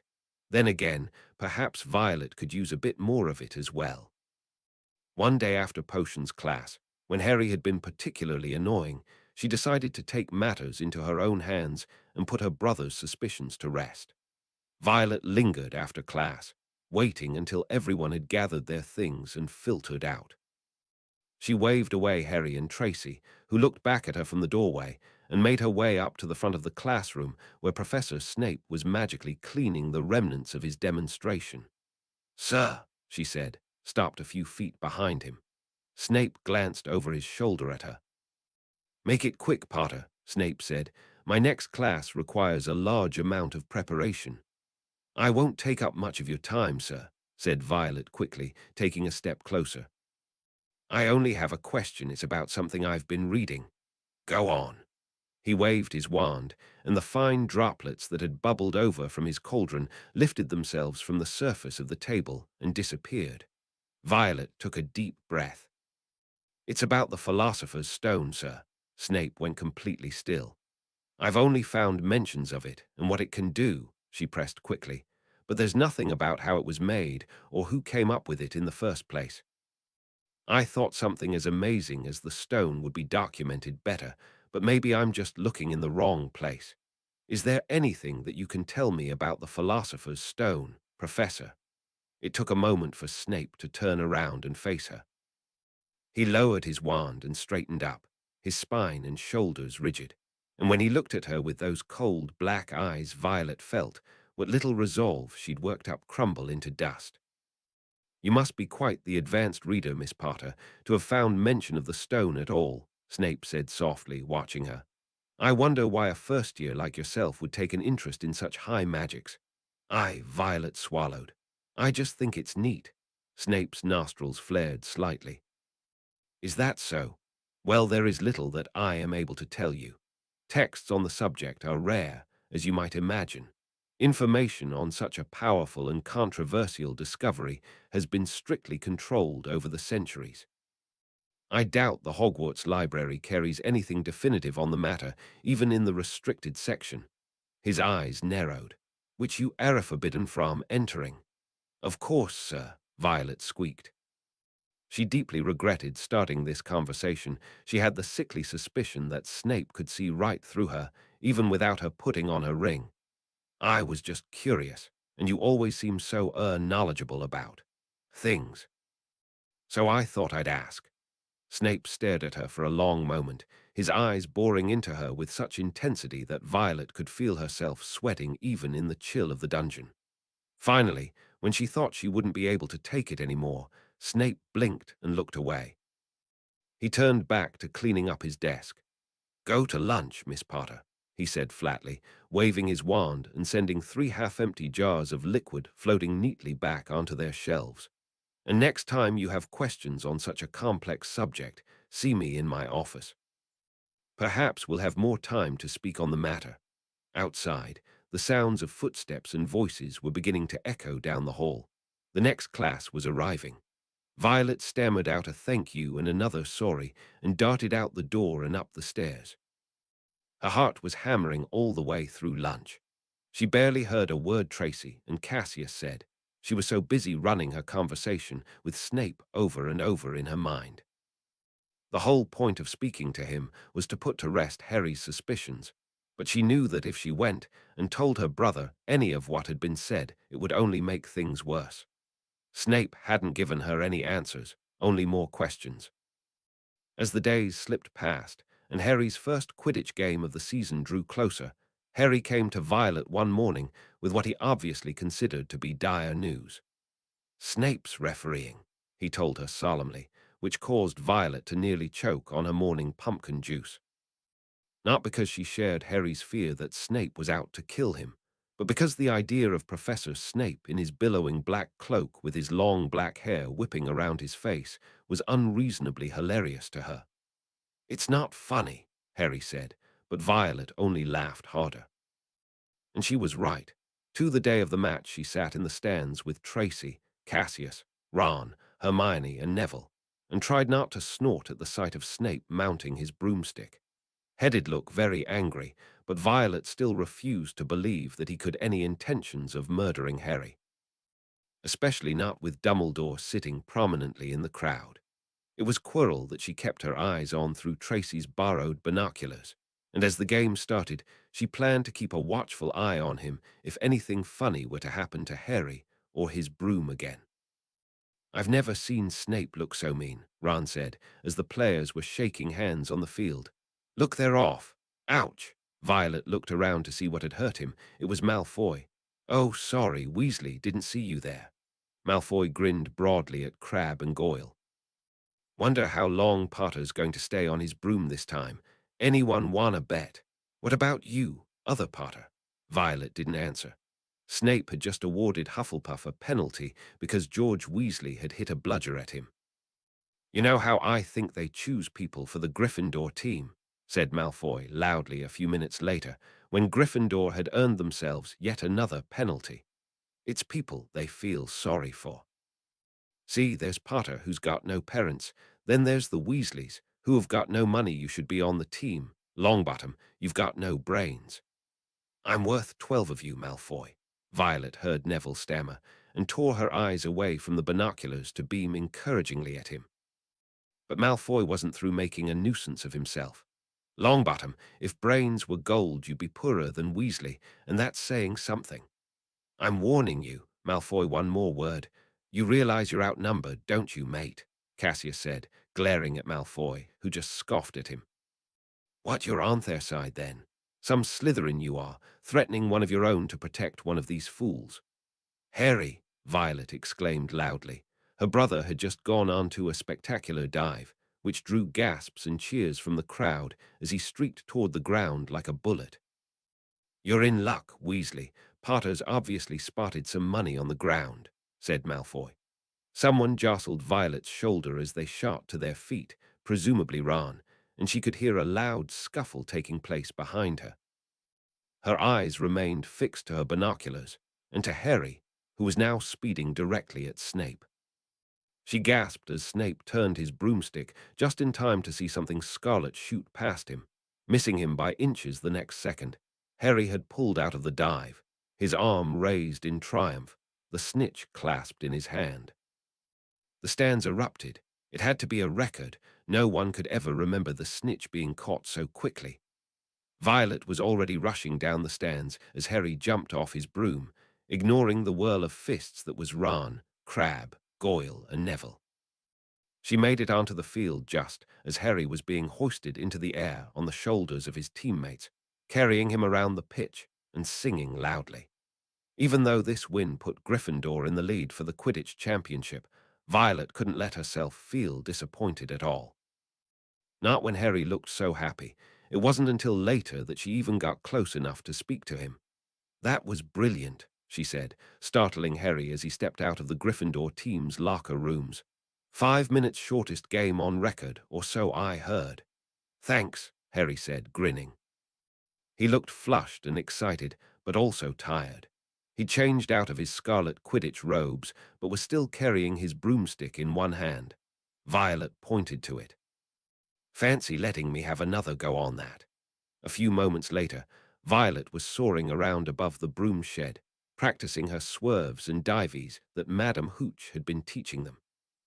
The Nimbus 2000 was much more responsive than any of the old-school brooms. Violet felt almost as though it was too touchy for her to handle, considering what she was used to. But it felt good to be up in the air, at least. The view was beautiful Hogwarts, with its windows glowing red in the setting sun. Violet had just completed an impulsive loop-the-loop when she heard Harry calling her name from below. She looked down and saw him gesturing frantically for her to land. "Budge up," he said, climbing on in front of her when she touched down. "Hold on to me and be quiet." "Where are we, SHH?" Harry kicked off quickly, and Violet had no choice but to wrap her arms around his middle and hang on for dear life. It felt very different to be flying without actually being in control. She decided she didn't like it at all. It took over a minute for Violet to realize what it was Harry was doing. There was a cloaked figure on the ground below, moving at a fast pace toward the edge of the forbidden forest. Harry was following right above and behind them, clearly in pursuit. Did he mean to follow them straight into the trees? Violet's stomach clenched with nerves. It looked like that's exactly what Harry meant to do, with her along for the ride. The dark figure slipped into the tree line at a run, and Harry glided right in after them. The trees were so thick she couldn't see where the figure had gone, or even where they were. It was dark and cold, even in the highest reaches of the forest, and the sun seemed to be setting at an alarming rate as the two of them circled lower and lower. Suddenly, Harry slowed and stopped. Violet heard voices. "Don't make a sound," Harry breathed over his shoulder and took the broom downward. He landed noiselessly in the upper branches of a towering beech tree. Below, in a shadowy clearing, stood two figures. One of them was Professor Quirrell, and the other, as Violet was shocked to see now that his hood had been dropped, was Professor Snape. Quirrell's back was to them, so they couldn't see his face, but the turban and stammer gave him right away. "You don't know why you wanted TT to meet here of all places, Severus." "Oh, I thought we'd keep this private," said Snape, his voice icy.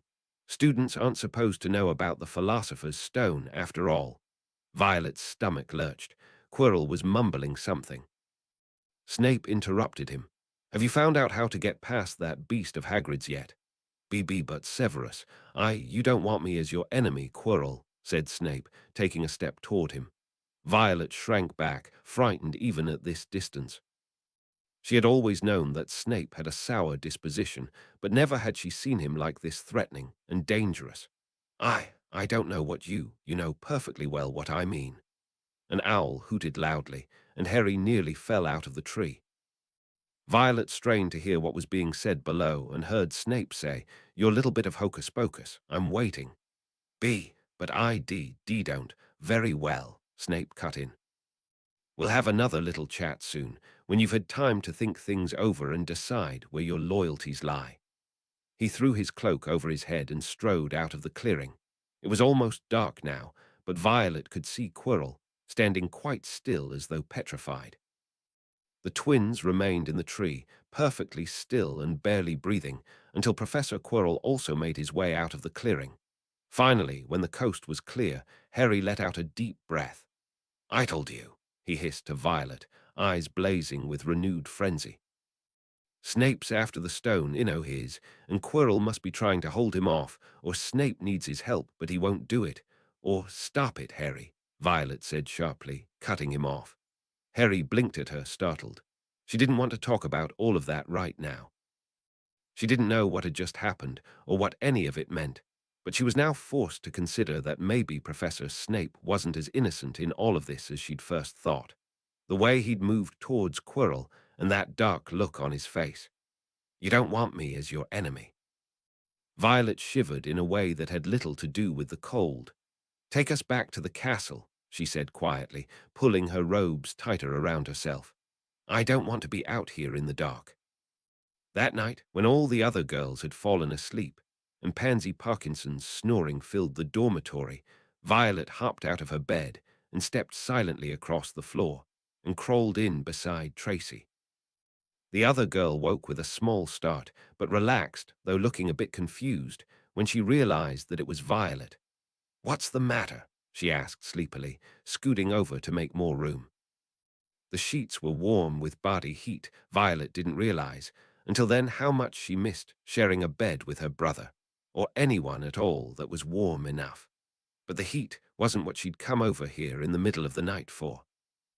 After a moment of silence to collect her thoughts, Violet told Tracy about everything that had happened lately, Harry's obsession, her conversation with Snape, the significance of the Philosopher's Stone, and the suspicion about it being what Hagrid had taken from Gringotts all those months ago, what she'd seen during the Quidditch match, and the conversation that she and Harry had spied on in the woods.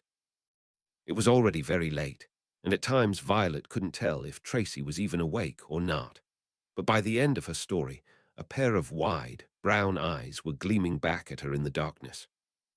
"So who do you think is the one trying to steal this stone?" Tracy asked quietly after several long moments of silence. "Snape or Quirrell?" I don't know," confessed Violet. "I thought it must be Quirrell after what he did to Harry's broom, but now, I don't know what to think. I don't know who taught Stanimore." Tracy shifted slightly, the mattress moving underneath them. Violet felt pudgy fingers on her shoulder, then her arm, and then eventually slipping into her hand. Tracy's eyes found hers in the near pitch dark. "You can trust me, you know." "Next time something like this happens, I'd like to know what's going on, Violet. I want to help if I can. I might just get in the way, but we're friends, yeah. Friends look after each other. You can't just go on looking after yourself forever." Tears welled up in Violet's eyes. She nodded wordlessly, embarrassed and guilty and grateful all at once. She'd never had a friend to look out for her before. It was an odd concept, but one that sent a strange warmth flowing through her. Maybe she didn't have to do everything by herself after all. The next morning, Violet woke to Tracy sitting up and stretching. She still hadn't returning to her own bed. Chapter 13. Norbert the Norwegian Ridgeback. In the weeks that followed the encounter in the forest, Violet's perception of who was evil and who was not didn't seem to be getting any clearer. Professor Quirrell looked to be getting thinner and paler, and Snape's temper grew worse and worse. But if one of them was truly after the stone, then they obviously hadn't gotten to it just yet.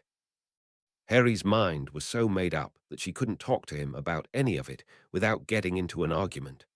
Violet was still suffering from nightmares now, in addition to the cold laugh and the green flash.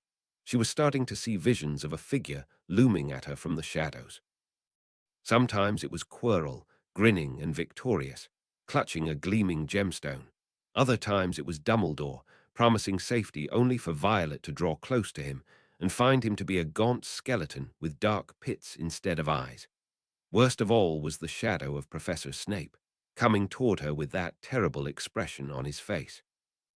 And to make everything just that much harder, the teachers had been piling so much homework on them that Violet barely even had time for what little sleep she was getting.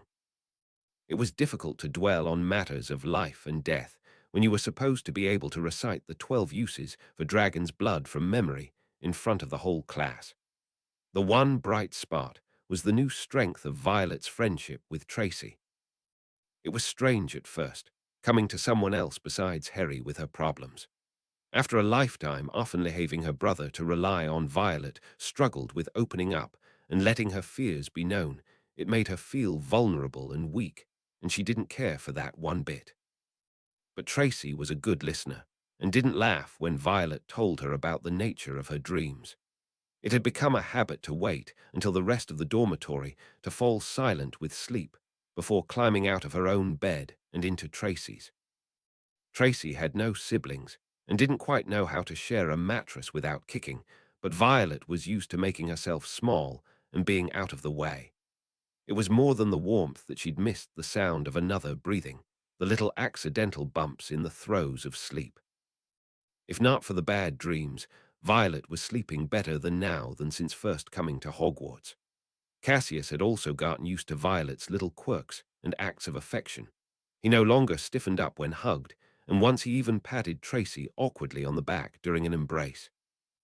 He'd also stopped shifting away when Violet tried to lean on him during meal times. Slowly, and with a little bit of practice, the three of them were getting comfortable with one another. "All right, run through with me." "Oh, note again. Come on, you'll need to know this backward and forward." "McGonagall doesn't teach anything that she doesn't plan to test you on later. Don't forget that. One more time."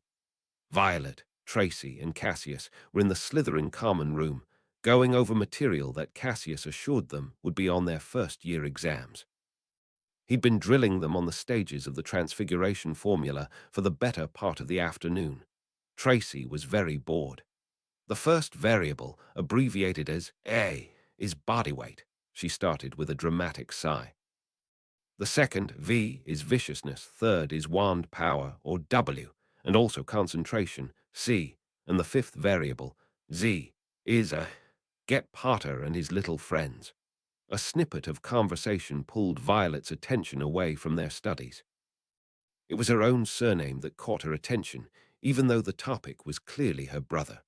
After a quick scan of the common room, her eyes landed on Malfoy, lounging in his usual spot by the fire, muttering to Crabbe and Goyle. Violet ducked her head and tried to listen in. "Have to throw him out this time. That great oaf can't stay in that hut forever." "Potter," Violet snapped back to attention. Cassius was frowning at her from across the table. "I said it's your turn," he said, tapping the notes in front of her. "Go on." "Oh," Violet said stupidly.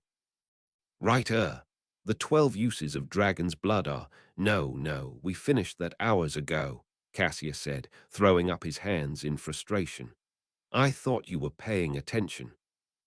I've got my own exams to be studying for, you know. I could just leave you two to fend for yourself, but here I am, out of the goodness of my little shriveled Slytherin heart." I'm sorry," said Violet quickly. "I really was listening, at first I mean, but she leaned closer to the table and lowered her voice. "I heard Malfoy talking about getting Harry thrown out and something to do with Hagrid. I think he's plotting something." "Now you sound like Harry," Tracy teased, but her brow was creased with a little bit of worry. "Your brother has been acting weird lately, though. He's been jumpier than usual, which is saying something." "He's gotten himself out of trouble before," Cassius sniffed. He crossed his arms and leaned back in his chair. "Which is impressive, considering how many times he's gotten himself into trouble." "He really is a bit of an idiot, yes I know, but you still don't get to call him that," Violet told him a bit sharply. "Look, we've been at this for hours. Can we take a break? I want to go and see Hagrid and make sure everything's all right. If Harry's in trouble, then he'll know what's going on." Violet and Tracy looked pleadingly at Cassius, who remained stoic for only a few moments before deflating with a great, long-suffering sigh. He stood up. "Fine. It's almost dinner time anyways. We can pick this back up after we've eaten." Hagrid did not answer right away when Violet knocked loudly on his door, though they could all hear the frantic movement coming from inside. "Hagrid," she called, pounding her little fist on the door once more. "It's only me. Are you all right in there? Is Harry with you?" There was a great rattling, like a mass of chains being shifted, and the door opened slightly. Hagrid's hairy face could be seen through the tiny slit, his beetle eye roving around behind the three of them before landing on their faces. He was smiling, but the expression looked rather fixed. Hello there, Violet. Harry's not here. Haven't seen him since this morning." There was a small crash and a strange squawk from inside the cabin, and Hagrid's smile became uncomfortably wide. Not the best time. He made to close the door in their faces, but Violet was quicker. She shoved her whole leg into the gap and cried, "Hagrid, wait. I heard Malfoy in the common room talking about getting Harry thrown out, and I think he's trying to get you in trouble too." "Please, what's going on?" Hagrid's false smile dropped, and his face had gone very pale and slightly green. "Malfoy," he repeated. "That's that little rat-faced feller, ain't it? White hair." "That's definitely him," Tracy muttered. There was another loud crash from inside, followed by a curious ripping sound. Violet tried to wedge herself the rest of the way through the door. "Hold on now," Hagrid protested, blocking the gap with his body, but Violet had some practice getting around large men trying to block her way. She tucked her arms and chin to her chest and pushed forward, bouncing off of Hagrid's belly and ducking under his huge arm. She straightened up behind him, standing in the middle of the hut, and stared in wide-eyed shock at the sight before her. The whole room stank of booze and wet animal, and there were several overturned buckets on the floor, oozing some foul, brownish liquid onto the floor. A burned rag was draped over the back of one of the chairs, and there, hunched on the kitchen table with a mouth full of feathers, was a creature so strange and fantastic that Violet had only one guess at what it could be. "A baby dragon," she breathed, staring at the thing. "You've got a baby dragon." It was a long, skinny, jet-black body, and a pair of overlarge black wings covered in small spines. Its bulging orange eyes were fixed on the unmoving lump in front of it, which Violet realized was part of a chicken. Suddenly the thing turned its head, and those round eyes focused straight on Violet, standing frozen in front of it. Its little mouth opened, revealing rows of sharp, pointed fangs, and let out another screech. "Norbert!" Hagrid cried, and suddenly he was in front of Violet, blocking the dragon from her view and vice versa. "Easy now, Norbert. She don't mean no harm. There, mummies here are." "No biting, I've told ye, none o' that." "What happened to your house?" Tracy said, poking her head through the door with an expression of horrified awe. Hagrid whirled around, arms out to his sides, blocking the entire kitchen table with his body. Violet could see one of his fingers bleeding. "Nothin' ter see here," he said loudly as Tracy stopped in the doorway. "Just had a bit o' trouble cooking dinner, that's all." He laughed, a terribly unconvincing sound, and broke off with a choke when Cassius popped his head into the door as well. "Did you blow up a chicken?" he asked warily, eyes lingering on the buckets of brown liquid.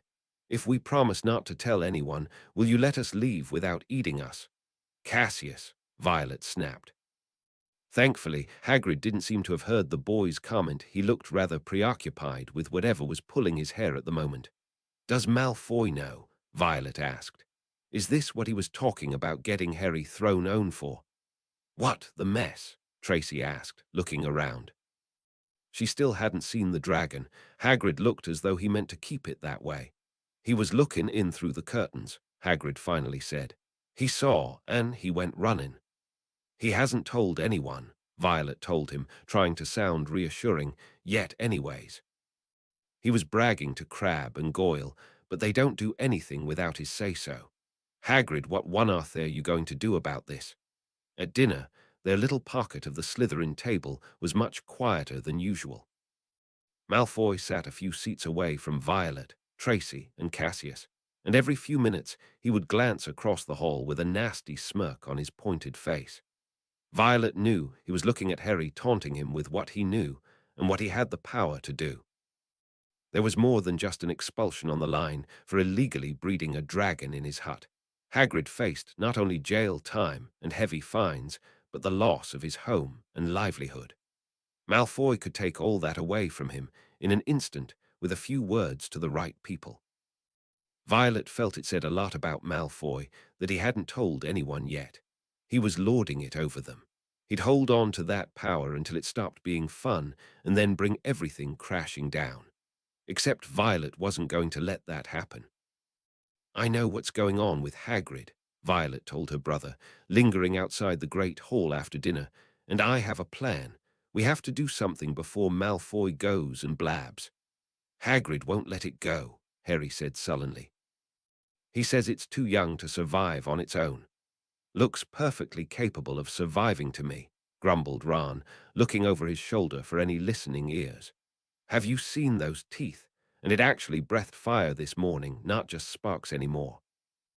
"Hagrid's mad, thinking he can keep it in Awarden House." "He doesn't have to let it go," said Violet. "Not into the wild, at least. Ron, you've got a brother in Romania, right? You told us about him on the train." "Charlie," Ron's face lit up. "But that's brilliant. He knows all about dragons. He'd a veto help." "Write to him tonight," Violet told him. "See if he can come and get the D. Norbert, and tell him to make it quick." Charlie likely made it as quick as he could, but Romania was a long way away, and owls could only fly so fast. The next week dragged by. Norbert was now eating dead rats by the crateful, and Ron and Harry started taking turns with Harry's invisibility cloak to sneak out and help Hagrid feed the thing in the middle of the night. And when Ron didn't show up to breakfast one morning, Violet feared the worst. Norbert bit him, read the hastily scrawled note, which Harry passed to her on their way out of class. "Charlie, friends are coming Saturday midnight. We'll handle it." That was a great relief. Malfoy was getting more agitated by the day, and Violet was sure it was only a matter of time before he went to Professor Dumbledore and had Hagrid thrown out. It would be terribly sad for Hagrid, though he was so attached to little Norbert that Violet couldn't imagine how broken up he would be having to say goodbye to him.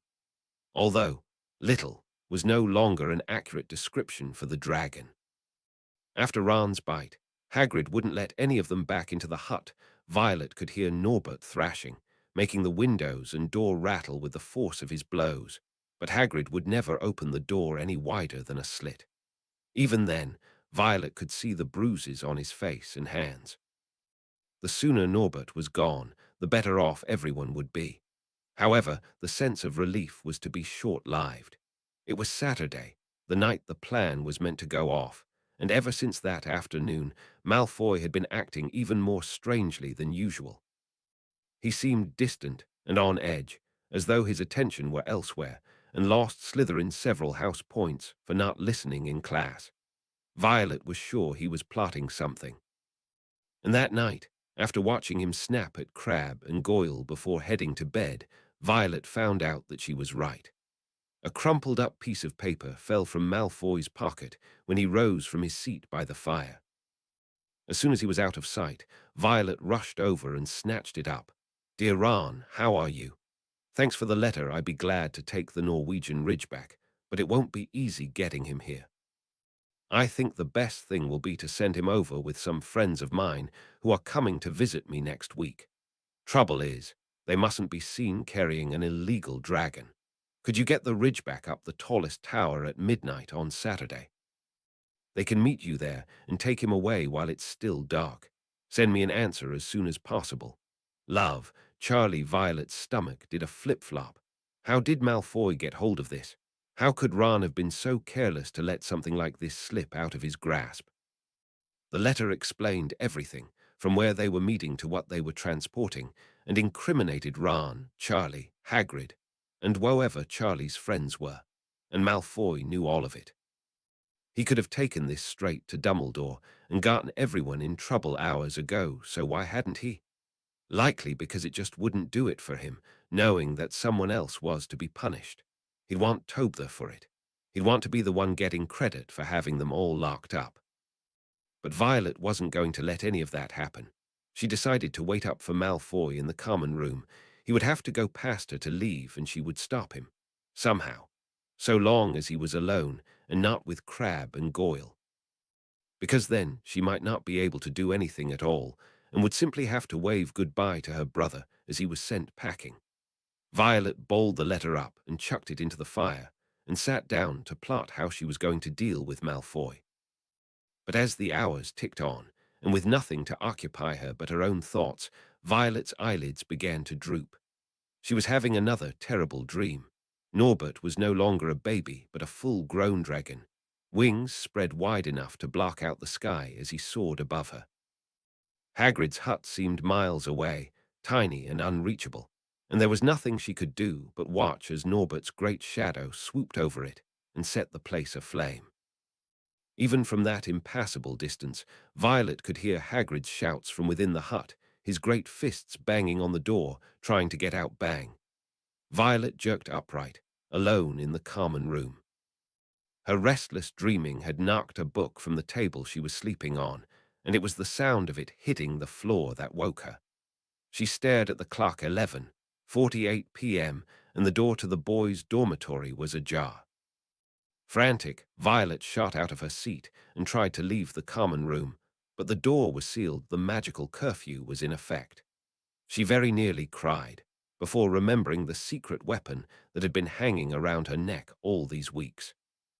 Her body slipped silently through the stone wall with the ring on her finger, and her footsteps made no sound at all as she sprinted up the corridor in pursuit of Malfoy.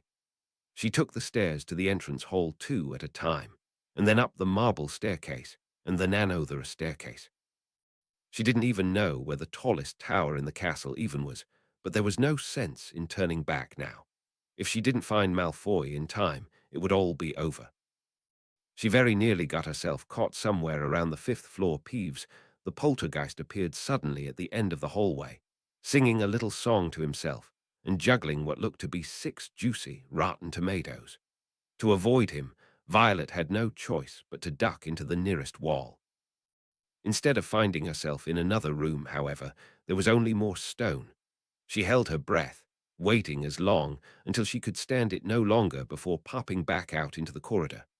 That was something she had never done before. Walking through a wall was one thing, but remaining inside of it proved to be entirely another. Violet yanked off her ring with a gasp, her whole body tingling with that strange, fuzzy sensation she got whenever something passed through her. It wasn't fading, and her head felt as though it was full of oatmeal. She took a few steps before staggering, putting a hand out to catch herself on the wall, only it wasn't a wall that caught her. It was a wooden door, which was pulled open from the other side, just as Violet leaned all her weight against it. There was a sharp cry of alarm, followed by a dull thud, and then another, louder thud as Violet fell over and hit the door herself. She scrambled upright, ready to run, but stopped when she caught sight of the person she had just knocked over. Draco Malfoy was sitting on the floor, a hand clutched to his bruised forehead. "You," he hissed, staring up at Violet. "What are you doing here?" "I could ask you the same question," Violet snapped, trying to sound braver than she felt. She watched Draco climb angrily to his feet, standing firmly in front of him even as he tried to glare her down. "Here to help your brother smuggle the dragon out of the castle?" Malfoy asked, sneering. "Don't be stupid. I'm trying to stop you from getting in trouble." It was the first thing that popped into her head. She felt as shocked as Malfoy looked. Violet went with it and ran. "You've already lost, Slytherin. Too many points this week, Malfoy. If you get caught out of bed, we'll lose even more and lose a shot at the House Cup, too." "I'm not going Talosius points, Potter," Malfoy snapped. "I'm going to cost Gryffindor so many points they'll have to drain the whole hourglass." "It's your stupid brother's fault, not mine. What are you even planning to do?" Violet said, moving to the side to stop Malfoy from getting around her. "Are you trying to get him in trouble for being out of bed? You're out of bed." "So are you," he countered. They'll have to catch me first. You all Filch'll have to do is follow the stench of entitlement. That, and whatever it is you put at your hair." Malfoy's face darkened. He lunged forward, trying to break past her, and Violet stuck out her leg to trip him.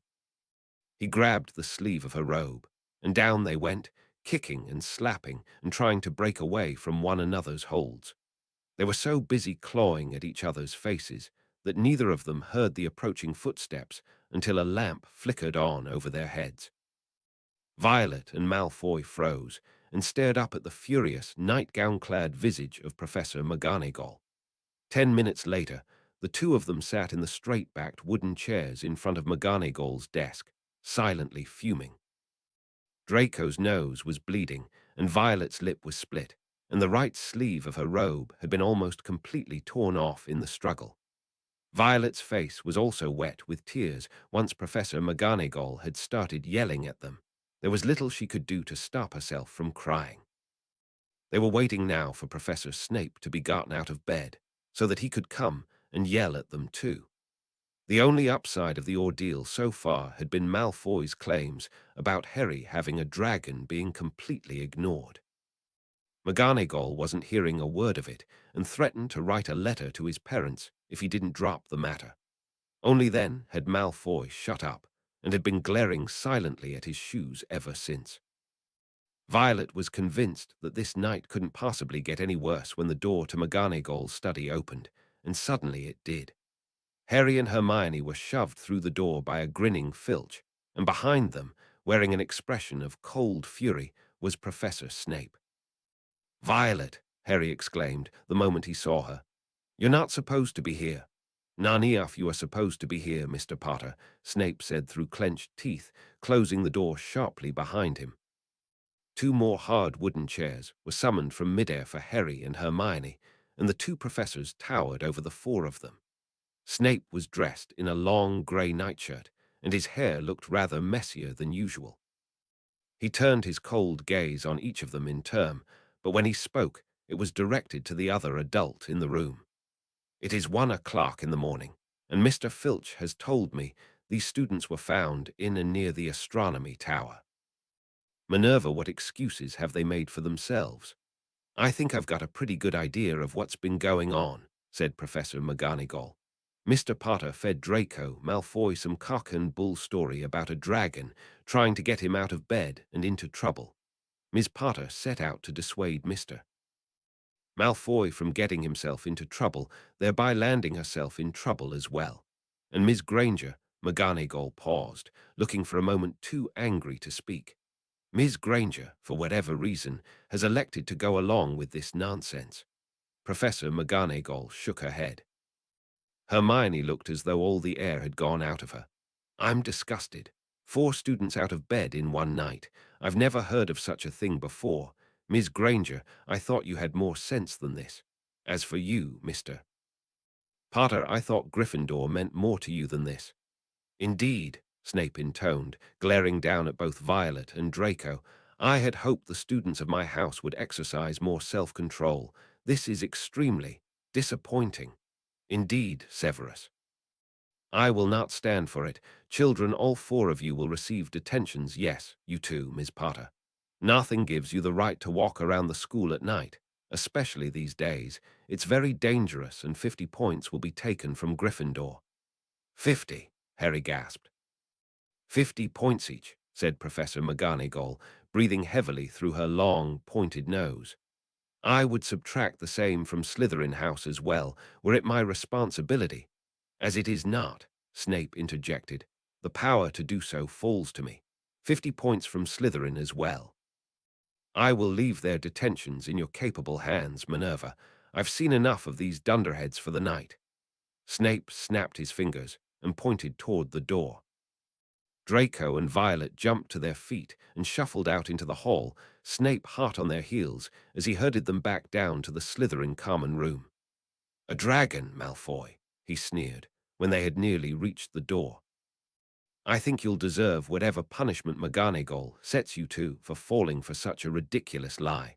You ought to thank Miss Potter for saving you the embarrassment." Draco did not respond. His face was flushed a livid, angry pink, and he looked as though he might start crying as well. The door to the common room swung open without any of them speaking a word. As soon as she reached her dormitory, Violet fell forward into her bed, hugged the pillow hard to her face, and began to sob.